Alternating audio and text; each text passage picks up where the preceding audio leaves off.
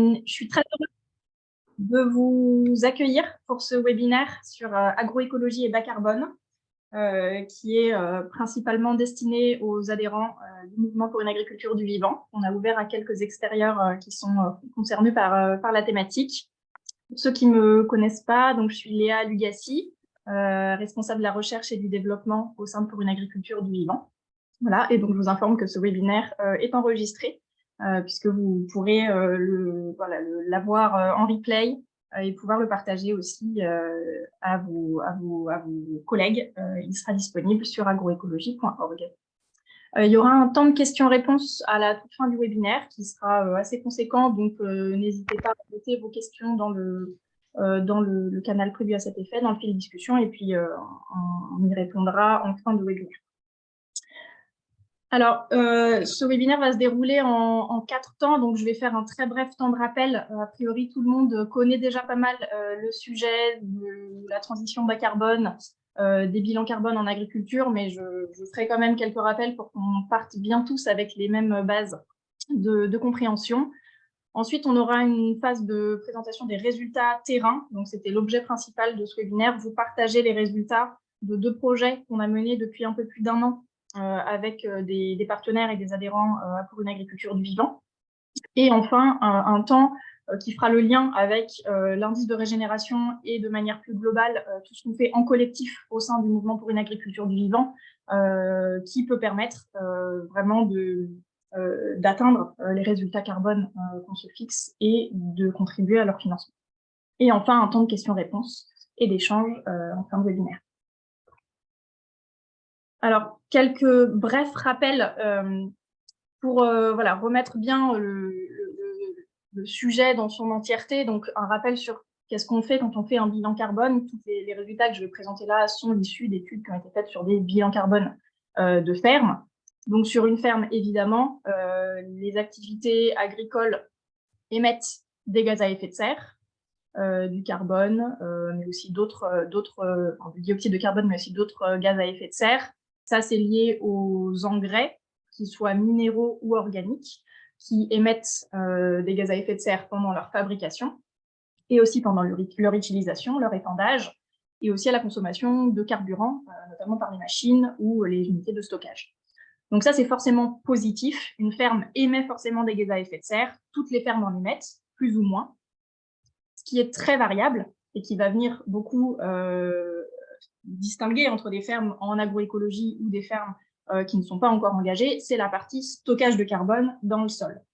Donc ça, le fait qu'on stocke plus ou moins ou qu'on déstocke plus ou moins, ça va être lié au fait qu'on restitue ou qu'on exporte des résidus de culture, qu'on amène des couverts végétaux qu'on restitue au sol ou pas, qu'on apporte éventuellement des effluents, et c'est aussi lié au phénomène de minéralisation. Combien de matière organique est minéralisée et donc respirée par la vie du sol sous forme de CO2.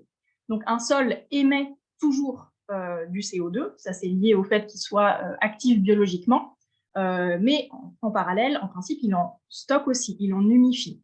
Donc nous, ce qui va nous intéresser, notamment quand on parle de régénération du sol, c'est la balance entre les émissions et le stockage. Donc entre cette flèche bleue et cette flèche marron qui sort ou qui rentre dans le sol. On va donc pouvoir distinguer des fermes dont les sols déstockent du carbone. Donc la flèche bleue est plus importante que la flèche marron. Ça va être des fermes dont les sols vont perdre progressivement de la matière organique, et les fermes où les sols sont stockeurs de carbone. Et donc cette flèche marron est plus importante. Et donc on augmente progressivement le taux de matière organique qui est lié à la fertilité du sol.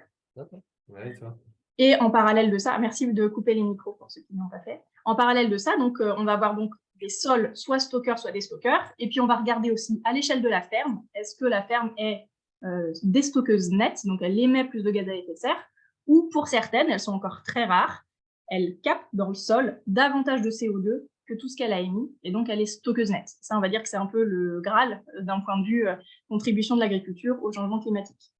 C'est encore très très marginal, on le verra, on a quelques fermes dans le réseau qui y sont déjà. Alors un rappel, parce qu'on on parle beaucoup évidemment dans le réseau de transition agroécologique, mais on parle aussi en parallèle, notamment autour des marchés du financement carbone, de transition bas carbone. Je pense utile qu'on fasse juste un rappel sur est-ce qu'on parle de la même chose ou est-ce qu'il y a des divergences potentielles. Ça va nous aider à voir comment est-ce que potentiellement les deux peuvent essayer de se réimbriquer l'une dans l'autre. Donc sur la transition agroécologique, et ça je pense que c'est évident pour tout le monde puisque vous principalement faites partie du réseau pour une agriculture du vivant, du point de vue de l'agriculteur, l'intérêt d'aller dans une transition agroécologique, c'est évidemment d'améliorer, de maintenir la fertilité de son sol, ce qui va avoir un impact sur la résilience climatique de son système de production, et petit à petit d'avoir une moindre dépendance aux intrants, du fait de l'activité biologique qui vient remplacer en partie, tout ou partie, des intrants utilisés jusque-là. Du point de vue, on va dire, des acteurs plus de la filière, l'intérêt est évidemment dans accroître la sécurité des approvisionnements, rendre des filières plus résilientes face notamment aux aléas liés aux effets du changement climatique, et aussi répondre à des attentes sociétales, environnementaux, écologiques, etc. Sur la transition bas carbone, aujourd'hui, l'enjeu pour un agriculteur de réduire son bilan carbone, son enjeu propre, il est très faible. Par contre, tous les agriculteurs perçoivent bien l'opportunité potentielle d'utiliser cette transition bas carbone pour financer leur transition agroécologique. Donc c'est ça vraiment aujourd'hui qu'ils recherchent en s'intéressant au crédit carbone, etc. C'est est-ce que ça peut me permettre de financer ce que je souhaite mettre en place sur ma ferme pour améliorer mon système de production. Du côté des entreprises, notamment de l'agroalimentaire, là, l'enjeu il est beaucoup plus fort puisqu'il y a des contraintes et notamment des engagements. Vous êtes très nombreux au sein du réseau PADV à avoir des engagements de votre entreprise, notamment au SBTI, Science Based Target Initiative, pour ceux qui ne connaissent pas, donc des engagements au niveau européen que l'entreprise doit respecter et donc l'entreprise s'engage à réduire le bilan carbone de ces différents scopes, et ça va jusqu'au scope 3, donc l'amont agricole. Et il y a aussi un enjeu pour les maillons intermédiaires des filières, notamment les COP et les négoces, à répondre aux attentes de leurs acheteurs, des clients, qui, pour aussi améliorer leur bilan carbone, souhaitent acheter des matières premières bas GES. Donc on voit là que les intérêts entre l'amont et l'aval des filières n'est pas forcément le même sur cette transition bas carbone. Et là où il y a un gros enjeu, et aujourd'hui on identifie une potentielle divergence, c'est que du côté d'une ferme, en théorie, transition agroécologique et transition bas carbone, on parle à peu près de la même chose, c'est-à-dire que quand on améliore la fertilité d'un sol, c'est stocker du carbone. Ce faisant, on réduit sa dépendance aux intrants, donc a priori, on réduit aussi les émissions associées aux intrants.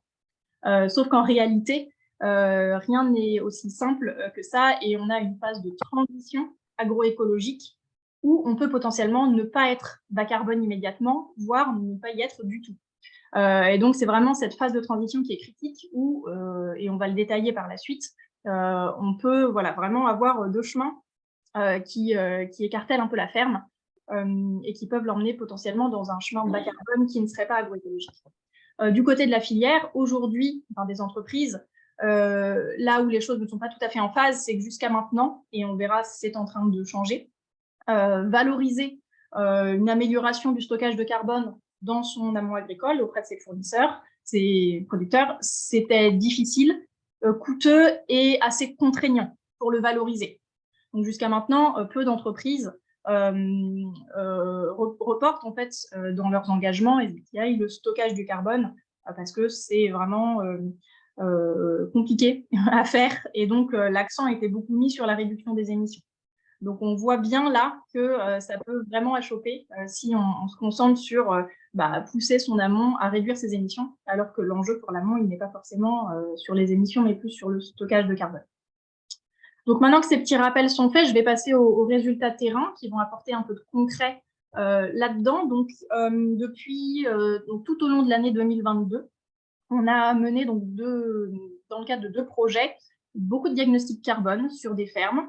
Donc, ces 2 projets, c'est le projet culture d'industrie sur sol vivant, que vous connaissez, j'imagine, à peu près tous, puisque c'est un des gros projets menés depuis les débuts pour une agriculture du vivant, qui est donc un projet mené sur la moitié nord de la France, autour des cultures d'industrie, que sont la pomme de terre et la betterave, donc avec environ 70 fermes dans le projet, et il y en a une trentaine qui ont reçu donc un diagnostic carbone en plus d'avoir mené leur indice de régénération régulièrement dans le projet.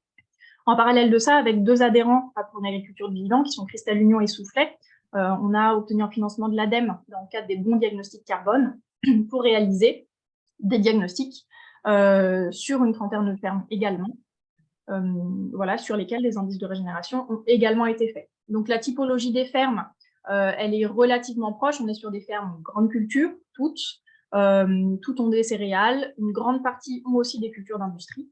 Et vous voyez leur répartition géographique, voilà, dans, on va dire, la moitié nord de la France. Un petit rappel, du coup, sur quelle méthode a été utilisée. Donc, sur ces petites soixantaine de fermes, un bilan carbone a été réalisé avec l'outil Carbon Extract. Donc, qu'est-ce qu'il y a dans ce bilan carbone? Ça va rejoindre ce que je décrivais tout à l'heure sur, d'un côté, des émissions, de l'autre côté, du stockage. Donc, dans un bilan carbone, il y a 2 parties. La première, vous voyez avec le diagramme bleu, va venir, sur la base des renseignements fournis par l'agriculteur, estimer les émissions de gaz à effet de serre de la ferme, qui sont donc décomposées entre les émissions de N2O, notamment liées aux engrais minéraux, à leur épandage, les émissions liées à la fabrication des engrais minéraux, c'est la 2e barre en partant du bas. Ensuite, les émissions liées à la fabrication des engrais organiques ou des effluents organiques, c'est la 3e barre. Et celle du haut, c'est la consommation énergétique, notamment de fuel par les tracteurs, mais aussi quand il y a du séchage sur la ferme, par exemple, ce qui permet de sécher les bâtiments. Et la 2e partie, c'est le stockage de carbone. Donc là, c'est un bilan unique. C'est un bilan qui vient prendre en compte un grand nombre de paramètres, aussi bien des pratiques de l'agriculteur liées à la restitution des résidus, à l'apport d'effluents, à la biomasse produite par les cultures, etc. Et qui fait aussi intervenir des paramètres qui vont jouer sur l'unification et la minéralisation. Donc un peu la vitesse d'entrée et de sortie du carbone dans le système, et qui fait notamment intervenir le climat, le type de sol, la texture, etc. Donc, on va pouvoir regarder avec un bilan, on va avoir des données à la fois sur les quantités de gaz à effet de serre émis, la partie de gauche, la quantité de carbone stocké ou déstocké, c'est la partie de droite, et le bilan net, qui est la différence entre les deux, donc les émissions moins le stockage. Alors, juste une petite précision. Donc là, nous, l'outil qu'on a utilisé, c'est l'outil qui est le plus fréquemment utilisé pour engager l'agriculteur ou voir si c'est pertinent de s'engager dans des crédits carbone. C'est l'outil qui est un des outils qui est reconnu, qui reprend la méthode du label bas carbone. Il est intéressant de préciser que les résultats qu'on va présenter issus de cet outil-là, ils sont aussi pertinents du point de vue du calcul du scope 3 d'une entreprise, dans le sens où aujourd'hui, les données qui permettent de calculer, les méthodes qui permettent de calculer le scope 3 d'une entreprise, alors elles sont en cours de révision, elles ne sont pas encore complètement officielles, mais de ce qu'on a pu en voir, les données collectées sont très proches, donc à quelques détails près, on peut se dire que ce qu'on a comme bilan carbone initial d'une ferme, peut être intégré dans le calcul du scope 3 de l'entreprise qui collecte chez cet agriculteur. Il y aura probablement des nuances qu'on connaîtra mieux dans les prochains temps, mais aujourd'hui, je fais cette hypothèse-là. Donc, ça veut dire que l'état initial donne une idée de aujourd'hui quel est le scope 3 de l'entreprise, si on généralise à tous les fournisseurs de cette entreprise, et ce qu'on va pouvoir simuler en termes d'amélioration du bilan carbone, changement de pratique, etc., donne à la fois une idée de potentiel de crédit carbone, certificat carbone que l'agriculteur pourrait percevoir, mais aussi un potentiel d'amélioration du bilan scope 3 de la filière. Je précise juste une chose qui a été portée à ma connaissance par les équipes d'AgroSolutions. Donc les outils, et notamment l'outil que l'on a utilisé, Carbon Extract, vont prochainement intégrer ces informations-là. Qu'est-ce qui, dans le diagnostic fait pour le label bas carbone, pourrait être intégrable dans le scope 3. Donc ça, voilà, c'est des choses qui sont en train encore d'être calées avec les nouveaux protocoles GHG notamment, mais c'est des choses qui vont se raffiner et qui seront disponibles dans les prochains mois. Alors voilà un petit peu un état des lieux, donc sur l'ensemble des fermes, les 52 fermes de ces 2 projets mis ensemble, 51 fermes, pardon. Vous avez donc en rouge les émissions de gaz à effet de serre, qui sont indiqués en tonnes d'équivalent CO2 à l'hectare, pour pouvoir bien comparer les fermes entre elles. Et en bleu, c'est le stockage de carbone dans le sol. Dès lors que la barre bleue descend en dessous de la ligne du zéro, ça indique que le sol est déstockeur, donc le sol a plutôt émis des gaz à effet de serre. Dès lors que la barre bleue est dans le positif, au-dessus de la barre des zéros, ça indique que le sol est stockeur. Donc le sol a plus stocké du carbone qu'il n'en a émis. Donc on voit déjà à première vue une assez grande hétérogénéité entre les fermes, qui est intéressante, avec une partie relativement réduite au final de sols qui sont déstockeurs. Donc ça c'est intéressant, on y reviendra. Une partie importante de sols stockeurs, mais avec une grande hétérogénéité dans la quantité de carbone stocké, de CO2 stocké à l'hectare. Et puis sur les émissions, également une assez grande hétérogénéité, avec des fermes qui émettent finalement très peu de CO2 et des fermes qui émettent beaucoup plus. Un des premiers résultats qu'on a trouvé assez intéressant, en regardant sur les agriculteurs du projet Culture d'industrie sur sol vivant, qui sont des agriculteurs, on va dire pour la plupart, qui sont déjà engagés dans la transition. On a très peu d'agriculteurs qui sont pas du tout, qui n'ont pas du tout démarré de mise en place de pratiques agroécologiques. On a donc plutôt des intermédiaires, voire des avancés, voire des très avancés. Et ce qui est intéressant, c'est que alors que d'autres projets sur des fermes plutôt plus conventionnelles, on va dire, plus représentatives de la moyenne des agriculteurs, qui avaient montré que plus de la moitié des fermes avaient des sols déstockeurs, ce qui est aussi le cas au niveau national. Les fermes dans ces projets-là ont plutôt des sols stockeurs, puisque vous voyez, c'est 68% des agriculteurs du projet qui avaient des sols stockeurs. Presque 20 agriculteurs contre 9 qui déstockaient. Et cela, alors même que sur ces fermes-là, on a de la pomme de terre, parfois, et de la betterave sucrière, la plupart du temps, donc des cultures qui sont peu favorables au stockage de carbone, qui sont plutôt en général qui viennent pénaliser le bilan carbone de la ferme, parce que c'est difficile de stocker du carbone avec ces cultures-là, qui font très peu de biomasse, à la différence d'une céréale, par exemple. Donc, on part sur des fermes où le potentiel n'était pas forcément évident, et on se rend compte qu'avec ces agriculteurs qui ont déjà commencé une transition, elles arrivent, pour la grande majorité d'entre elles, à avoir des sols qui stockent du carbone. Donc ça, c'est plutôt, je dirais, un signe assez positif, parce que ça veut dire que, alors même qu'ils ne sont pas forcément encore très, très, très avancés tous, il y a quand même un réel potentiel de stocker du carbone dans ces fermes-là. Alors, je me suis amusée à comparer un petit peu ces bilans. Donc, vous avez 3 colonnes, c'est les 3 projets. Donc, j'ai repris les résultats du projet du consortium Carbon Think, qui a été mené dans le Grand Est sur 88 fermes. Donc ça, c'est un projet vraiment hors du réseau pour une agriculture du vivant, mais qu'on a suivi avec beaucoup d'attention parce que c'était quand même un des plus gros projets qui a fait beaucoup de diagnostics carbone pour évaluer un peu l'état initial, le potentiel. Donc ça va être plutôt représentatif d'une situation moyenne, des fermes pas forcément engagées. On a vraiment la moyenne de aujourd'hui ce qu'est l'agriculture, enfin en grande culture dans le Grand Est de la France. La colonne du milieu, c'est les fermes du projet Bon Diagnostic Carbone, 24 fermes, où là, l'indice de régénération moyen était de 41, donc des fermes, on va dire, tout début de transition. Et les fermes du projet CISV, 28 fermes, où là, l'indice de régénération moyen était de 57. Donc, ça permet aussi d'avoir un petit peu comme ça une idée du niveau agroécologique de ces fermes-là. Et donc, les 3 lignes représentent la ligne du haut, les émissions de gaz à effet de serre. Donc là, on peut voir qu'elles sont grosso modo autour de 3,3 pour les projets Carbon Sync et Bon Diagnostic Carbone. Sur CISV, on a des émissions qui sont un peu plus élevées, qui avoisinent les 4 tonnes de CO2 hectare émises.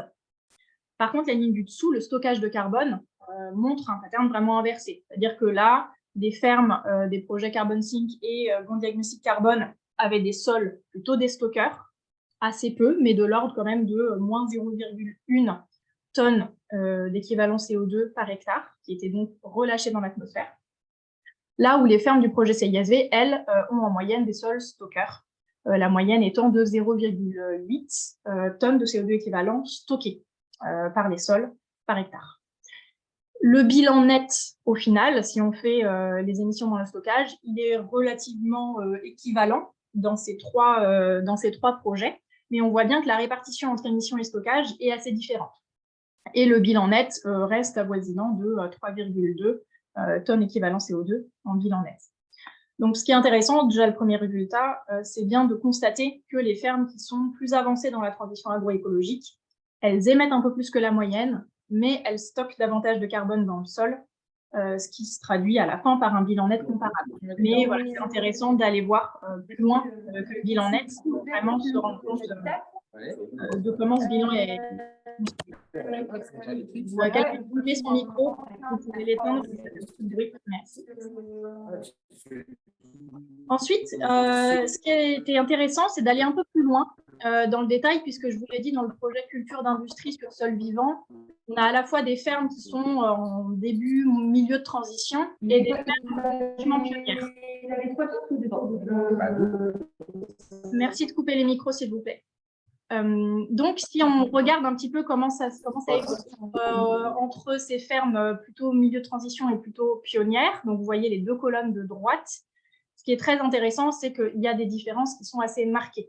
Elles sont marquées aussi bien au niveau des émissions de gaz à effet de serre, puisqu'on voit que, alors que les fermes du projet CISV qui ont un indice de régénération inférieur à 60, donc la moyenne c'était 50, donc plutôt début, milieu de transition, leurs émissions de gaz à effet de serre sont nettement plus importantes que les autres, puisqu'elles dépassent les 4 tonnes émises à l'hectare.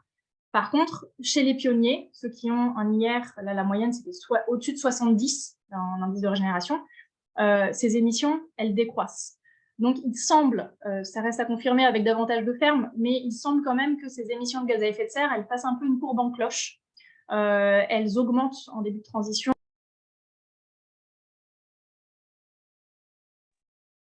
Donc, les émissions augmentent en début et en milieu de transition, et elles redescendent par la suite pour se restabiliser au niveau qui est à peu près celui des fermes débutantes.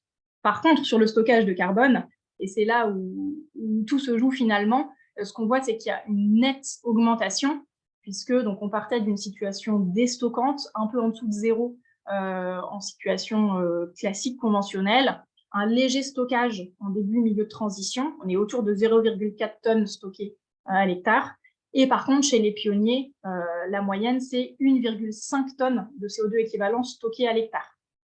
Et donc, c'est bien ce stockage de carbone beaucoup plus important chez les pionniers qui fait qu'in fine, le bilan net, si on le regarde, c'est le 1,8 qui est dans la case tout en bas à droite. Le bilan net est presque moitié moindre chez les pionniers de ce projet CISV par rapport au bilan de référence qui est celui du projet Carbon Sync ou du projet ADEME, qui était autour de 3,2, 3,3.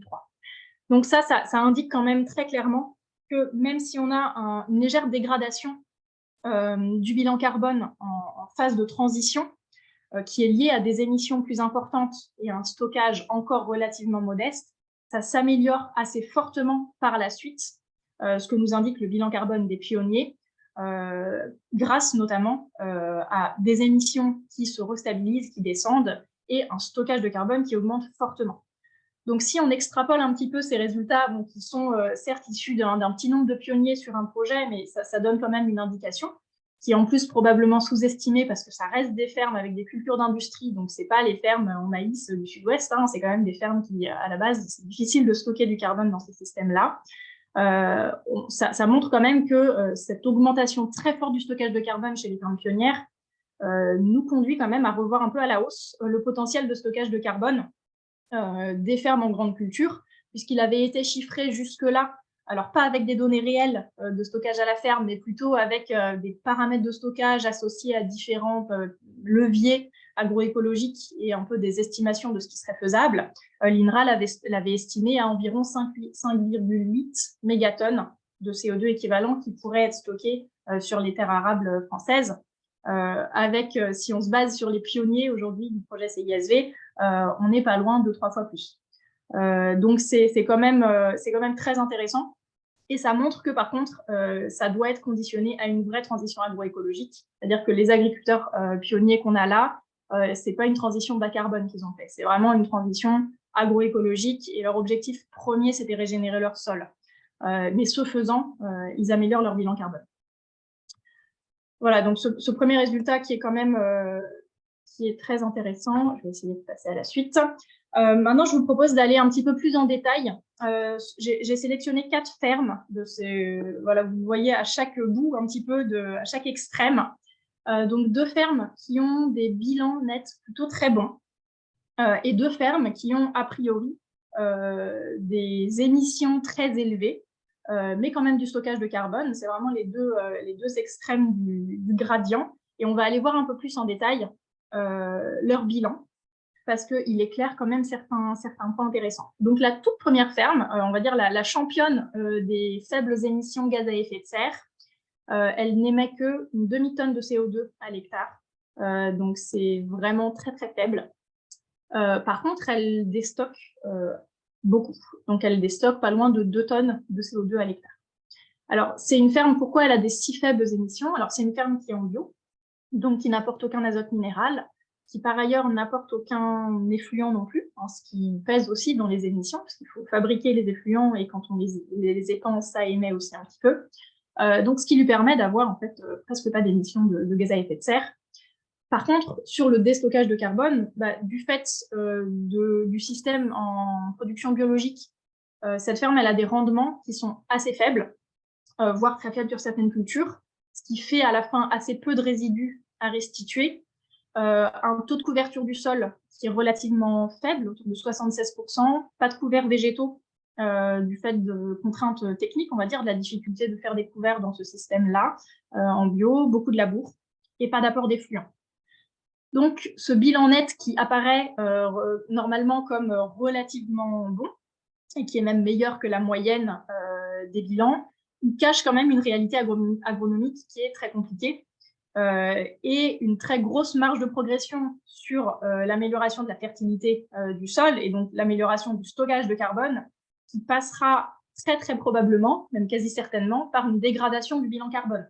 Donc cette ferme, il vaudrait mieux qu'elle soit moins bonne sur son bilan carbone pour s'améliorer du point de vue agronomique, agroécologique et notamment relancer la machine sol qui là clairement n'est pas dans une dynamique très favorable. La deuxième ferme que j'ai choisie, c'était la 5e en partant de la gauche. Elle est intéressante parce qu'elle illustre, et on le verra, mais c'est le cas à différents endroits de ce gradient, elle illustre des fermes qui ont réussi à trouver un équilibre entre émissions et stockage. Celle-là, elle est intéressante parce qu'elle arrive à avoir des faibles émissions, 2 tonnes de CO2 hectare, c'est relativement faible, en jouant sur des couverts avec des légumineuses pour maintenir des doses d'azote minéral apportées qui sont relativement modérées, un peu de fumier de volaille, un pâturage découvert qui pour le coup permet d'apporter de la matière organique supplémentaire sans aucun facteur d'émission associé, notamment parce que le pâturage, on ne peut pas le rentrer dans l'outil du bilan carbone, mais j'y reviendrai. Et donc, en parallèle, un stockage de carbone qui, même s'il n'est pas énorme, est quand même tout à fait correct, 1,3 tonnes de CO2 hectare, avec des couverts qui sont année après année de mieux en mieux maîtrisés, qui produisent assez bien quand les conditions météo sont favorables, et des rendements qui restent corrects, notamment quand on prend en compte l'économie d'intrants qui est faite par cet agriculteur. Donc cette ferme, économiquement et agronomiquement, elle est assez bien maîtrisée. Par contre, ce qui est évident, c'est que tout est bien maîtrisé quand on arrive à avoir des années où l'autonomie est possible, l'autonomie en matière organique avec les couverts et le pâturage, et peu d'intrants. Par contre, dès lors que les conditions se dégradent et que la biomasse n'est pas forcément au rendez-vous, là, l'autonomie devient plus compliquée et on est obligé d'acheter notamment des engrais qui peuvent augmenter les émissions. Donc cette ferme-là, c'est on va dire un équilibre qui est intéressant, mais voilà, qu'il ne faut pas se contraindre au niveau bilan carbone à rester comme ça parce que si on ne veut pas dégrader le potentiel, l'amélioration continue sur le stockage de carbone dans le sol, sur lequel cet agriculteur est engagé, voilà, se contraindre là-dessus pour respecter son bilan carbone serait dommageable au niveau agronomique. Enfin, on va regarder les 2 fermes qui sont un peu au bout du bout du spectre, là, à la toute droite. Donc, des fermes qui émettent beaucoup de gaz à effet de serre. Et en l'occurrence, celle-là, qui stocke énormément. Donc, cette ferme, elle a un indice de régénération de 78, avec notamment énormément de points sur le volet sol. Vous voyez le petit rond marron, là, autour de son indice. Cette ferme, elle apporte pas mal de compost, en plus de faire beaucoup de couverts extrêmement bien maîtrisés, très productifs, etc. Il se trouve que jusqu'à maintenant, encore à l'heure actuelle dans l'outil, les composts de déchets verts sont extrêmement émetteurs de gaz à effet de serre. Donc ça a été, je dirais, remonté assez largement. Vous voyez là où la moyenne des fermes, dans le bilan générique, on estime que l'empreinte, l'émission liée à la fabrication des engrais organiques, c'est de l'ordre de 7 tonnes équivalent CO2. Chez cet agriculteur, c'est 213 tonnes. Et donc, vous le voyez, c'est le carré bleu clair que j'ai entouré. Ça, c'est vraiment le poids de apporter des composts de déchets verts sur 30% de sa surface. Donc, lui, clairement, cet agriculteur-là, son bilan d'émissions de gaz à effet de serre qui est assez mauvais, c'est vraiment en grande partie lié au fait qu'il apporte des composts pour améliorer la structure et remonter le taux de matière organique de ses sols. Il faut noter, et vous voyez la barre verte de son stockage de carbone, qui est absolument énorme. C'est une ferme qui, déjà au niveau de son bilan net, stocke déjà plus que ce qu'elle émet, même en ayant ces grosses émissions liées au compost. Sans ce biais méthodologique, et j'y reviendrai sur le pourquoi c'est un biais aujourd'hui qu'il faut corriger, mais sans ce biais-là, cette ferme, ça serait, je dirais, la championne du monde. Ce serait vraiment le modèle à viser pour avoir des fermes qui stockent beaucoup plus que ce qu'elles émettent et donc contribuer à compenser aussi une partie d'émissions hors de la ferme. Deuxième point intéressant, c'est que même sans ce biais méthodologique, cette ferme, elle reste quand même plus émettrice que la moyenne. Mais quand on va un peu dans le détail de ces émissions, on se rend compte que c'est vraiment ça qui permet un stockage de carbone aussi fort. La deuxième ferme, qui est la toute dernière à droite du graphique, donc la plus émettrice, et ben, c'est exactement la même chose. Et en fait, c'est un pattern que j'ai retrouvé vraiment sur de nombreuses fermes qui avaient des très grosses émissions. C'est le poids du compost. Ça reste dans les zones où il y a très peu d'élevage, ça reste le type d'effluent carboné qui est relativement disponible, donc que les agriculteurs achètent pour amender les sols. Vous le voyez là, c'est quasiment tout ce qui fait que la ferme est un peu au-dessus de la moyenne régionale, c'est le poids des émissions liées au compost. Cet agriculteur, il en apporte beaucoup. Il est en début de transition, il a un indice de régénération de 42. Donc lui, sa stratégie aujourd'hui pour amener de la matière organique, c'est les composts. Donc ça peut être questionnable, hein, et je vais le questionner juste par la suite. Mais en tout cas, c'est ça aujourd'hui qui fait qu'il émet énormément. Et au niveau du stockage de carbone, il commence à s'améliorer, mais c'est vraiment uniquement parce qu'il apporte du compost.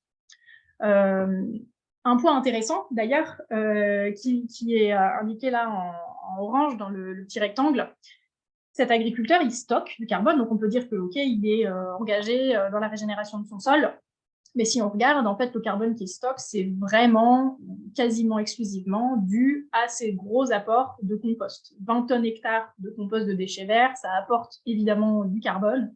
Par contre, par ailleurs, cet agriculteur, et c'est bien montré par son indice de régénération qui est de 42, il est encore en 100% labour, PCS lourd.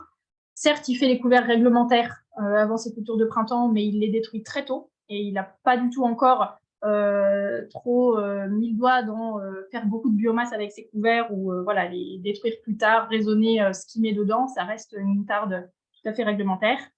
Et puis le compost qui est apporté, il est effectivement carboné, mais finalement très pauvre en énergie. Hein. Toute la vie liée à la dégradation de la matière organique, elle s'est faite pendant la fabrication du compost. Une fois qu'on l'apporte dans le sol, il n'y a plus grand-chose à manger pour la vie du sol, donc c'est un type de carbone qui va faire de l'amélioration de structure du sol, éventuellement de la rétention d'eau, mais qui sera finalement très peu utile pour favoriser l'activité biologique du sol. Donc là, ça illustre aussi que être bon sur le stockage de carbone, c'est pas forcément être bon sur la régénération du sol. Et donc, il faut vraiment mobiliser des outils comme l'indice de régénération pour savoir si on fait vraiment les deux, on stocke et on régénère, ou si on fait que l'un, que le stockage sans la régénération. Quelques limites, alors elles peuvent paraître anecdotiques, mais elles sont quand même importantes parce qu'aujourd'hui, elles montrent quand même qu'une partie des leviers qu'on va activer sur les fermes en agroécologie défavorisent ces fermes dans leur bilan carbone. Le premier, on l'a vu, c'est le poids qui est très fort des composts de déchets verts sur les émissions de gaz à effet de serre. Alors, c'est vrai que, comme dit souvent un agronome du réseau, composter, c'est polluer. Mais la phrase a le mérite de faire réfléchir et d'attirer l'attention sur quelque chose qui est très vrai. Bah, quand on composte, on émet beaucoup de gaz à effet de serre, c'est normal, c'est le compostage qui veut ça. Par contre, ce qui l'est un petit peu moins, c'est qu'aujourd'hui, la totalité des émissions liées à la fabrication de ces déchets verts, de ces composts, c'est pour la pomme de la ferme qui va épandre le compost. Alors que dès lors que ça vient d'une plateforme de compostage privée, type Veolia, ou bien de la collectivité qui récupère tous les déchets verts de la commune qui composte, il n'y a pas forcément de raison que tout le poids des émissions soit associé à la ferme qui l'utilise, parce que ça reste quand même dans une logique de valorisation de déchets.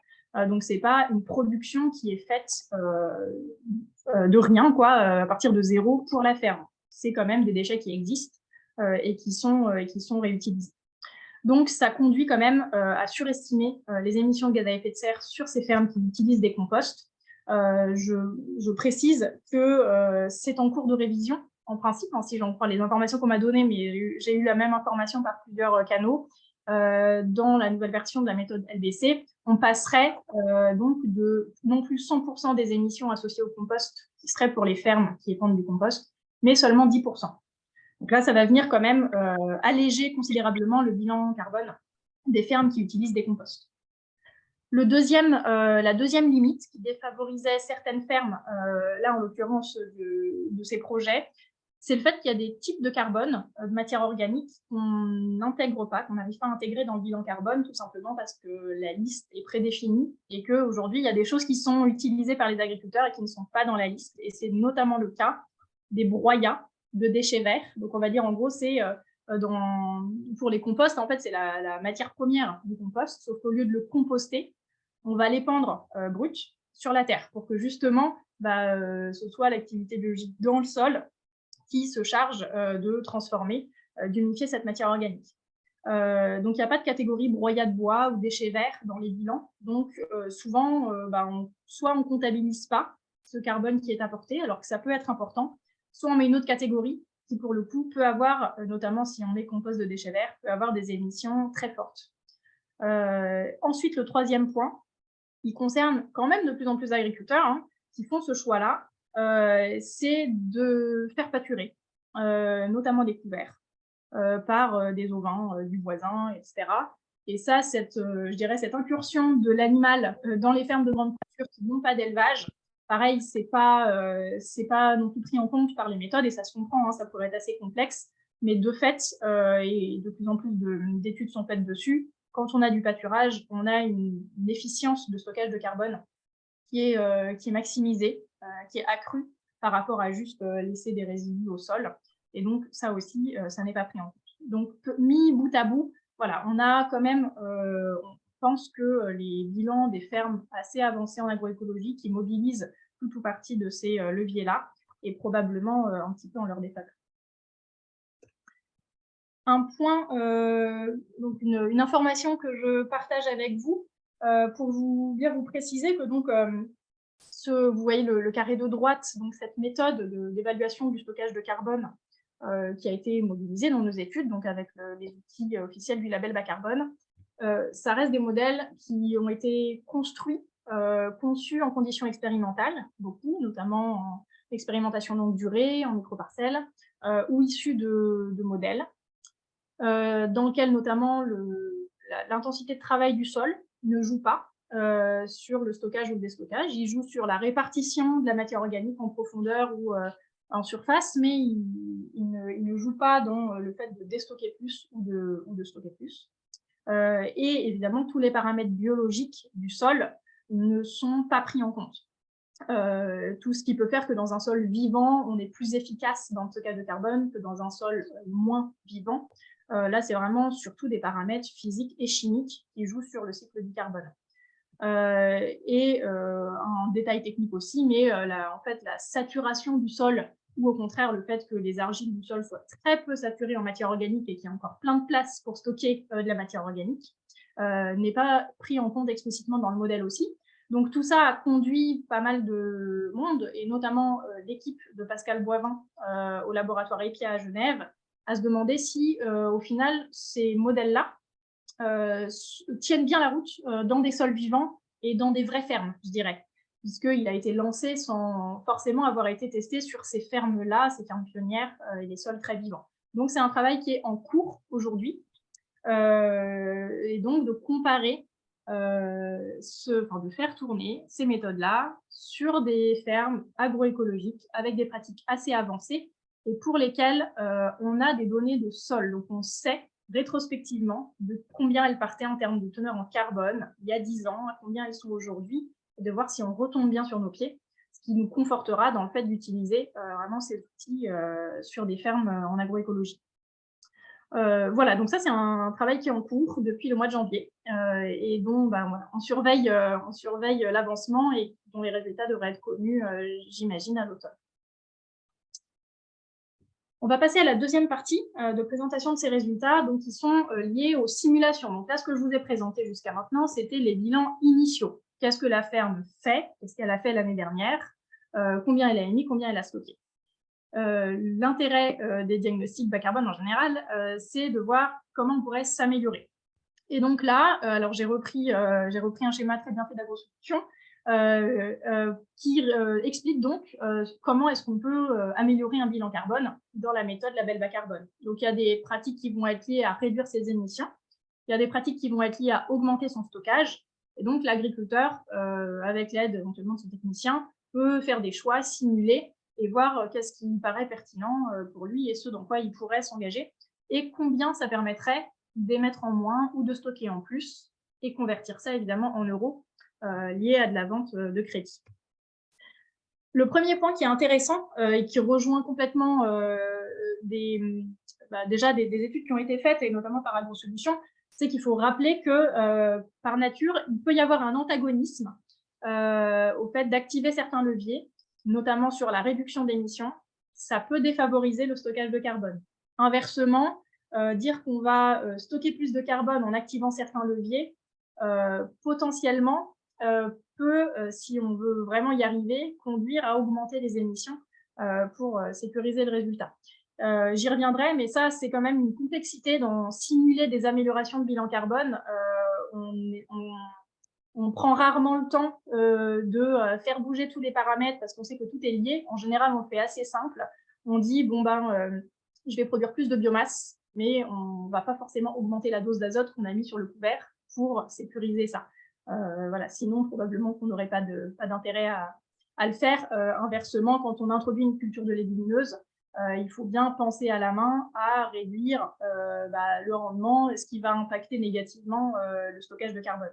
Donc, les deux sont vraiment liés, souvent avec un antagonisme, et ça, c'est pas forcément toujours bien visible dans les simulations parce que c'est assez compliqué en fait à faire proprement. Alors moi, pour cet exercice-là, je ne me suis pas lancée dans simuler des améliorations de bilan carbone parce que c'est pas du tout, alors c'est pas je dirais notre valeur ajoutée. Nous, on va plutôt partir d'une simulation de régénération du sol et voir combien ça peut permettre de générer de crédit carbone. Donc c'est vraiment ce qu'on s'est borné à faire nous sur les diagnostics qui ont été faits. Donc à simuler le fait d'accroître les surfaces avec des couverts végétaux. Donc pour que à minima 100% des intercultures longues, donc des sols nus avant les cultures de printemps, soient couvertes par des couverts végétaux. Et pour les agriculteurs où c'était déjà le cas, on a plutôt travaillé sur mettre des couverts dans les intercultures courtes où ça pouvait être pertinent, donc avant les cultures d'automne. Et en parallèle, accroître la biomasse des couverts, donc là où il y avait déjà des couverts, aller jusqu'à 4 tonnes de matière sèche à l'hectare, et éventuellement introduire des légumineuses dans les couverts. Donc ça, c'est ce qu'on a simulé sur toutes les fermes, et on est venu constater combien ça permettait d'améliorer le stockage de carbone. Alors ici, vous avez un petit tableau qui récapitule les résultats. Donc, tout en haut, vous voyez surface avec progrès possible. Donc ça veut dire, en gros, c'est introduire des couverts là où il n'y en avait pas, augmenter la biomasse, etc. Ça a concerné combien d'hectares en moyenne sur les fermes. Donc en moyenne, et donc vous voyez bien, à chaque fois, il y a 2 colonnes. La colonne de gauche, c'est les fermes plutôt débutantes intermédiaires, et la colonne de droite, plutôt les fermes pionnières très avancées. Donc les surfaces où ces leviers étaient activables, ça représentait en moyenne 35% de la SAU des fermes, donc un peu plus d'un tiers, c'est pas négligeable. Et sur ces surfaces-là, le stockage additionnel qui a été permis par le fait de mettre plus de couverts, faire des couverts plus productifs, etc., était de l'ordre de 1 tonne de CO2 par hectare. C'est relativement important. Mais donc, c'est bien, c'est pas en moyenne dispatché sur toute la ferme, hein, c'est vraiment sur les 35% de la SAU, avec évidemment un petit peu plus de potentiel, 1,2 tonnes de CO2 hectare chez les fermes les plus débutantes, alors que chez les pionniers, on est plutôt à 0,8 tonnes de CO2 équivalent hectare qu'on peut gagner par l'amélioration des pratiques sur les couverts. En termes de financement, si on se projette sur le fait que cette tonne de CO2 stockée en plus, on peut la valoriser par de crédit, de la vente de crédit carbone, on tourne autour de 40 € sur les fermes débutantes intermédiaires et plutôt 28 € hectare sur les fermes les plus avancées. Là, je me suis projetée avec un coût du crédit carbone, enfin un prix du crédit carbone autour de 35 € la tonne. Donc, c'est un financement qui est partiel, puisque, et là, qui est vraiment que sur les hectares où on aura eu des coûts liés aux couverts. On sait que acheter des semences de couverts ou acheter des semences plus diversifiées pour faire des couverts biomax, etc., le coût peut avoisiner quand même les 80 €, voire un peu plus, parfois 100 €. Donc, ça reste un financement assez partiel du coût qui aura dû être engagé pour générer ce crédit. Maintenant, si on le rapporte à l'ensemble de la ferme, c'est en général comme ça qu'on compte, hein, ça représente une augmentation du stockage de carbone de un peu moins de 0,4 tonnes de CO2 équivalent par hectare en moyenne, encore une fois avec un potentiel un peu moindre chez les plus avancés. Et en termes d'euros rapportés à l'hectare, permis par la vente des crédits, là pour le coup ça devient un petit peu moins intéressant, c'est de l'ordre de 14 € chez les débutants intermédiaires et 8 € chez les plus avancés, si on le rapporte à l'ensemble de la SAU. Un point intéressant, en tout cas qui n'était pas forcément intuitif pour moi au début, mais qui finalement s'explique très bien. Si on regarde l'activation de ces leviers, faire des couverts partout, faire des beaux couverts, etc., ça permet d'améliorer le bilan carbone de la ferme de combien? En moyenne, c'est 17%, mais avec un fort différentiel entre les débutants, où c'est moins de 15%, hein, on est autour de 13%, et les plus avancés, où on est à moins 25%. Ça peut paraître complètement contre-intuitif, hein. On peut se dire pourquoi ceux qui sont les plus pionniers, en fait, ils améliorent fortement leur bilan, alors qu'on l'a vu, ils améliorent un peu moins le stockage. En fait, c'est tout simplement qu'ils partent d'un bilan net initial qui est déjà beaucoup plus faible. Donc, quand on le rapporte en pourcentage, en fait, c'est beaucoup plus important. Ça, c'est intéressant. Pourquoi? Parce que, comme on voit naître les premières MAEC sur le carbone, notamment dans la région Hauts-de-France et dans d'autres régions, souvent c'est le seuil de moins 15% qui est fixé. On peut toucher cette MAEC quand on améliore son bilan carbone de 15%. Donc ça montre quand même que chez les agriculteurs qui ne sont pas très avancés, ça peut être, on peut quand même être un peu à risque face à cet objectif de moins 15%. On a quand même plus de la majorité des fermes qui sont en dessous de ça. Par contre, c'est des fermes qui auront un peu plus d'intérêt à vendre des crédits, puisqu'elles auront un peu plus d'incitation économique à vendre des crédits. Par contre, sur les fermes les plus avancées, ce seuil de 15% est très facile à atteindre finalement, mais le potentiel de vente de crédit est très faible. Donc ça montre qu'en fait, cette complémentarité qu'un peu tout le monde voyait entre je m'engage dans une MAEC et je vendrai mes crédits, en fait, c'est pas forcément aussi évident que ça. Ça peut être un peu deux types de fermes qui ont un intérêt plutôt à aller vers la MAEC et plutôt à aller vers la vente de crédit. Un point qui est extrêmement important, là, quand on parle d'amélioration de bilan carbone, on simule. Simuler, c'est très facile, et rater, c'est aussi facile. Donc, je vous ai pris juste 3 exemples pour vous montrer à quel point, quand on simule, on peut potentiellement vraiment s'avancer sur faire des hypothèses sur ce qu'on sera capable de faire. Quand on diminue des engrais, par exemple, ça se fait toujours à rendement constant dans les outils. Donc ça va si on fait une micro-diminution de dose. Par contre, dès lors qu'on fait des diminutions plus importantes, qu'on change des formes, etc., si on ne fait pas d'hypothèse de baisse de rendement, c'est qu'on est quand même très, très optimiste. Si on introduit des légumineuses dans sa rotation, il faut aussi être bien réaliste sur les rendements et aussi bien prendre en compte l'énorme hétérogénéité qu'on observe de plus en plus liée aux impacts ravageurs, au climat, sur les productions de légumineuses. Et enfin, dire qu'on va passer de 1,5 tonne de matière sèche produite par les couverts à l'hectare à 4 tonnes, c'est très facile à faire dans l'outil, mais c'est quand même beaucoup, beaucoup plus compliqué à réaliser, et à réaliser de manière pérenne sur plusieurs années. Et probablement que ça prend aussi un peu plus que le temps d'un projet carbone qui est de 5 ans.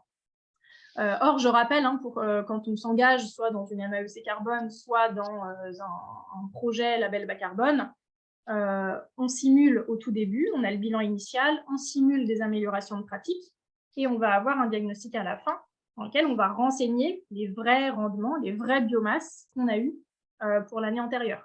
Donc si voilà, on a finalement eu des impacts négatifs sur les rendements ou pas si bien réussi les couverts qu'escompté, ça va se voir.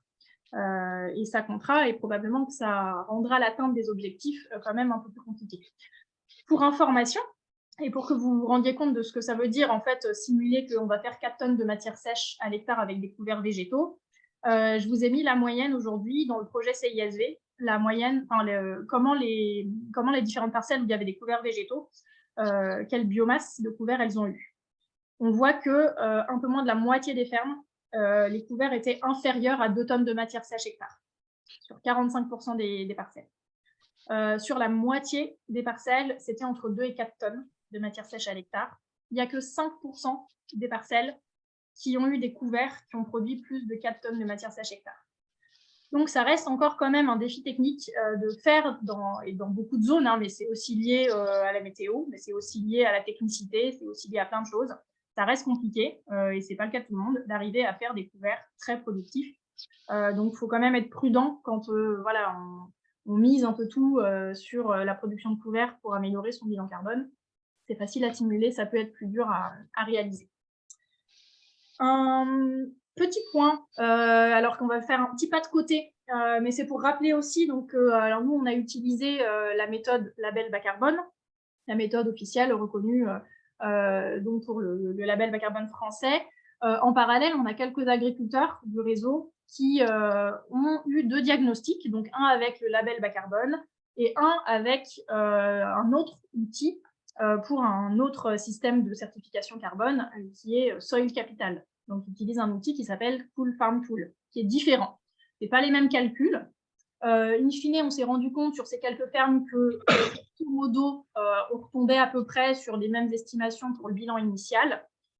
Par contre, en termes de valorisation économique derrière, comme les méthodes sont très, très différentes, on constate des énormes différences.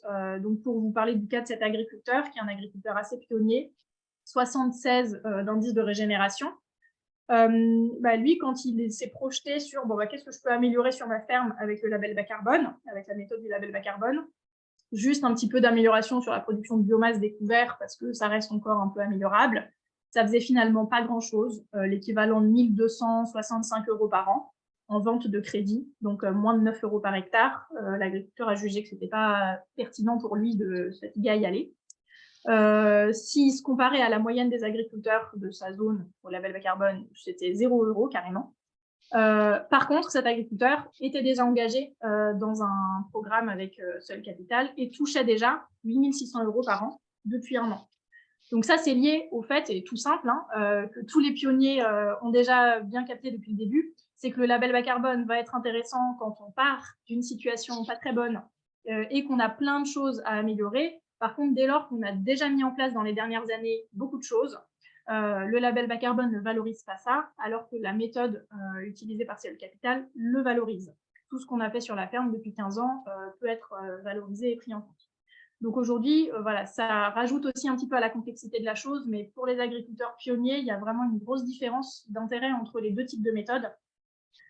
Donc c'est vraiment aussi un paramètre à prendre en compte quand on parle potentiel de rémunération carbone. Voilà. Petite conclusion intermédiaire avant de passer à la deuxième partie qui sera un petit peu plus courte. Donc la première conclusion, vraiment, c'est de bien rappeler que la transition agroécologique, ça permet de stocker du carbone et d'en stocker quand même pas mal, mais que souvent, ça se fait sans réduire les émissions, voire même ça peut conduire à les augmenter dans un premier temps. La réduction des émissions, elle vient, mais elle vient dans un second temps. Et elle est vraiment permise par la régénération du sol. Donc, il ne faut pas mettre la charrue avant les bœufs ou vouloir faire de front les deux transitions et s'interdire potentiellement d'amener plus d'engrais, d'amener plus d'effluents qui polluent, etc. Parce que si ça permet la régénération du sol, c'est des émissions qu'on économisera dans l'avenir. Donc, il y a vraiment une question de temporalité aussi et de primauté, et c'est mon deuxième point, faire primer vraiment le plan de progrès agronomique, agroécologique sur le suivi du bilan carbone. On l'a vu sur certaines fermes, hein, avoir des émissions très faibles, ça peut être compliqué agronomiquement, hein, ça peut révéler des problèmes agronomiques. Et donc là, il faut vraiment veiller à avoir une vision agroécologique qui est pour le coup beaucoup plus bottom-up, pour prendre un anglicisme, puisque lié au système de l'agriculteur qui s'améliore, plutôt que vouloir réduire le bilan carbone, qui est une vision très top-down finalement, et qui est potentiellement très compliquée à gérer pour l'agriculteur, et contre-productive, notamment sur le stockage de carbone. La troisième conclusion, c'est qu'il faut aussi rester prudent sur le potentiel financier qui est somme toute assez limité des rémunérations carbone, notamment chez les agriculteurs qui ont déjà commencé à mettre en place des choses, et ce qui était le cas des agriculteurs de nos projets. C'est très facile de simuler du stockage de carbone, c'est un peu plus dur d'y arriver. Le prix du carbone, qui aujourd'hui qui a quand même un petit peu un plafond de verre autour de 40 € la tonne, limite aussi ce potentiel financier. Et donc, il faut, ça nous incite, nous collectivement, Réseau pour une agriculture du vivant, à envisager ce potentiel financier de rémunération carbone comme étant la cerise sur le gâteau, comme étant le 13e mois, et c'est souvent des choses qui reviennent dans la bouche des agriculteurs. Ils ne veulent pas faire payer toute leur transition par ces systèmes-là. C'est vraiment, ça doit venir en complément et rester finalement limité dans le nouveau modèle économique. Et enfin, un plan d'attention très particulier sur les pionniers. Ils ne sont pas extrêmement nombreux, mais ils sont quand même largement présents dans nos projets, dans nos filières. Ils ne sont pas valorisés ou peu valorisables par le label bas carbone, mais néanmoins, il y a un gros enjeu pour vos bilans Scope 3 de vos amont à ce qu'ils ne déstockent pas. Donc aujourd'hui, eux, on ne récompense pas par le LBC les efforts passés qui ont été faits, mais il faut veiller à les récompenser, probablement par d'autres systèmes, parce qu'il y a quand même un gros enjeu à ce que ces systèmes restent très performants et à continuer de maintenir les stocks de carbone. Donc tout ça, et c'est la transition avec la deuxième partie, nous enjoint, je dirais, à passer d'une vision très financement de la transition, et ça dure quelques années, 5 ans, mettons, la durée d'un projet carbone, à vraiment financer un nouveau modèle agroécologique qui soit collectif, dans lequel les crédits carbone ou les MAEC carbone aient leur place, mais une place qui va rester limitée par la force des choses, ce qui veut dire qu'il faut bien toutes les briques autour, et notamment les briques qui restent, même une fois que cette transition elle est achevée. Donc j'en viens à cette partie sur l'intérêt du collectif pour une agriculture vivante et l'indice de régénération notamment. Donc un petit rappel en quoi l'indice de régénération est très lié au carbone. Vous l'avez compris, hein, pour tous ceux qui utilisaient déjà l'indice, mais 60 des 100 points de l'indice de régénération est lié à 4 axes sur les sols, et notamment la diminution du travail du sol, la couverture maximale des sols, la place des couverts végétaux en termes de production de biomasse et de restitution de biomasse, et celle des apports de matière organique. Donc tout ça, quand on s'améliore là-dessus dans l'indice de régénération, par la force des choses, on s'améliore sur le stockage de carbone, ce qui a été de toute façon confirmé, on l'a vu tout à l'heure dans les données, par le fait que les pionniers à l'indice de régénération stockent beaucoup plus que les plus débutés. il y a aujourd'hui 2 freins à se lancer dans la transition, et c'est vraiment ces 2 freins qu'on va vouloir venir solutionner avec le nouveau modèle économique de financement de l'agroécologie. Le premier, c'est la prise de risque, notamment technique pour l'agriculteur. Ça, c'est une phrase qui, moi, m'a marquée à jamais, que j'ai entendue dans la bouche d'un agriculteur du projet CISV, je crois que c'était Timothée Guéroux, qui disait « il faut pouvoir dormir avec les essais qu'on fait ». Ça, c'est quelque chose qu'il faut avoir en tête. Nous, on se projette assez facilement sur s'améliorer sur l'IR, s'améliorer sur le bilan carbone. Tout ça, ça veut dire des nouveaux itinéraires techniques, des essais. Les phrases qui reviennent souvent, c'est bah, de toute façon, on apprend en faisant. Et progresser, c'est essayer de ne pas faire 2 fois la même erreur. Donc la progression, c'est aussi des ratés, mais on apprend à chaque raté. Et in fine, on apprend en faisant. Donc ça, il faut bien le garder à l'esprit, parce qu'aujourd'hui, les financements carbone, que ce soit les crédits carbone ou les MAEC, elles sont conditionnées au fait d'atteindre les objectifs qu'on s'est fixés sur des bases de simulation qui sont parfois un petit peu légères, quoi.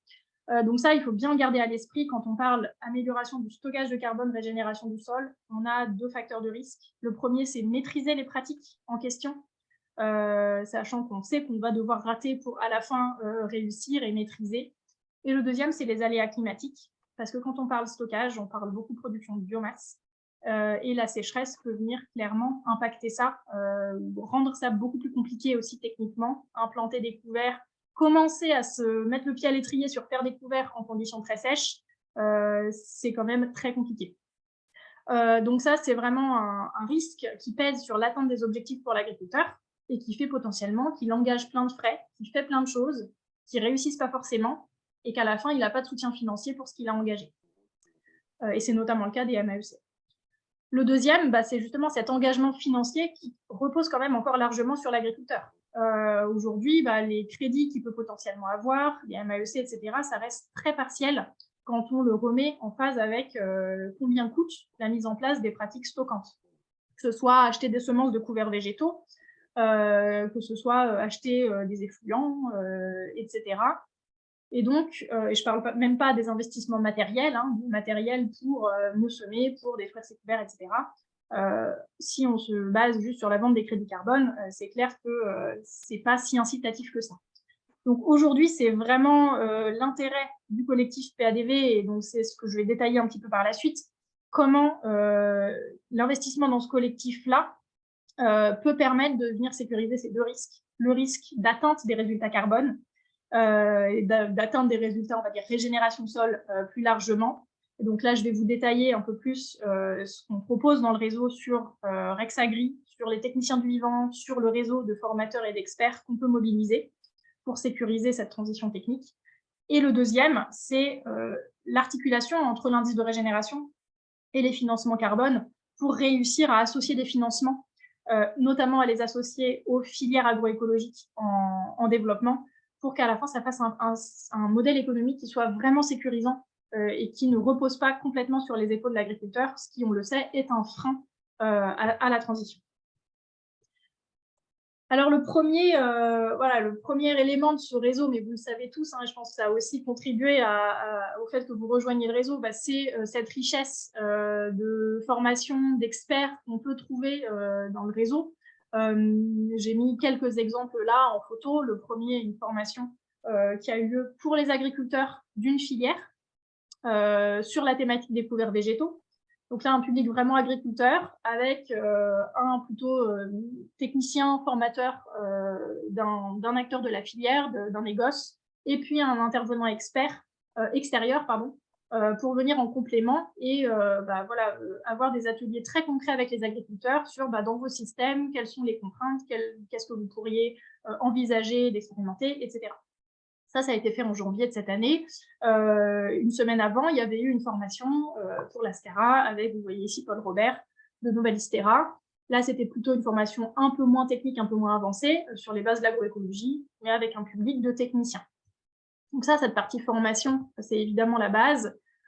Les projets collectifs sont aussi une manière de se sécuriser entre agriculteurs aussi quand on expérimente et de bénéficier à la fois de venues d'experts. Vous voyez à droite, Francis Bucaille est venu donner une formation sur la fertilité des sols en février. C'était dans le cadre de la formation des techniciens du vivant, mais en Picardie, donc avec une grande interconnexion avec le projet culture d'industrie sur sol vivant.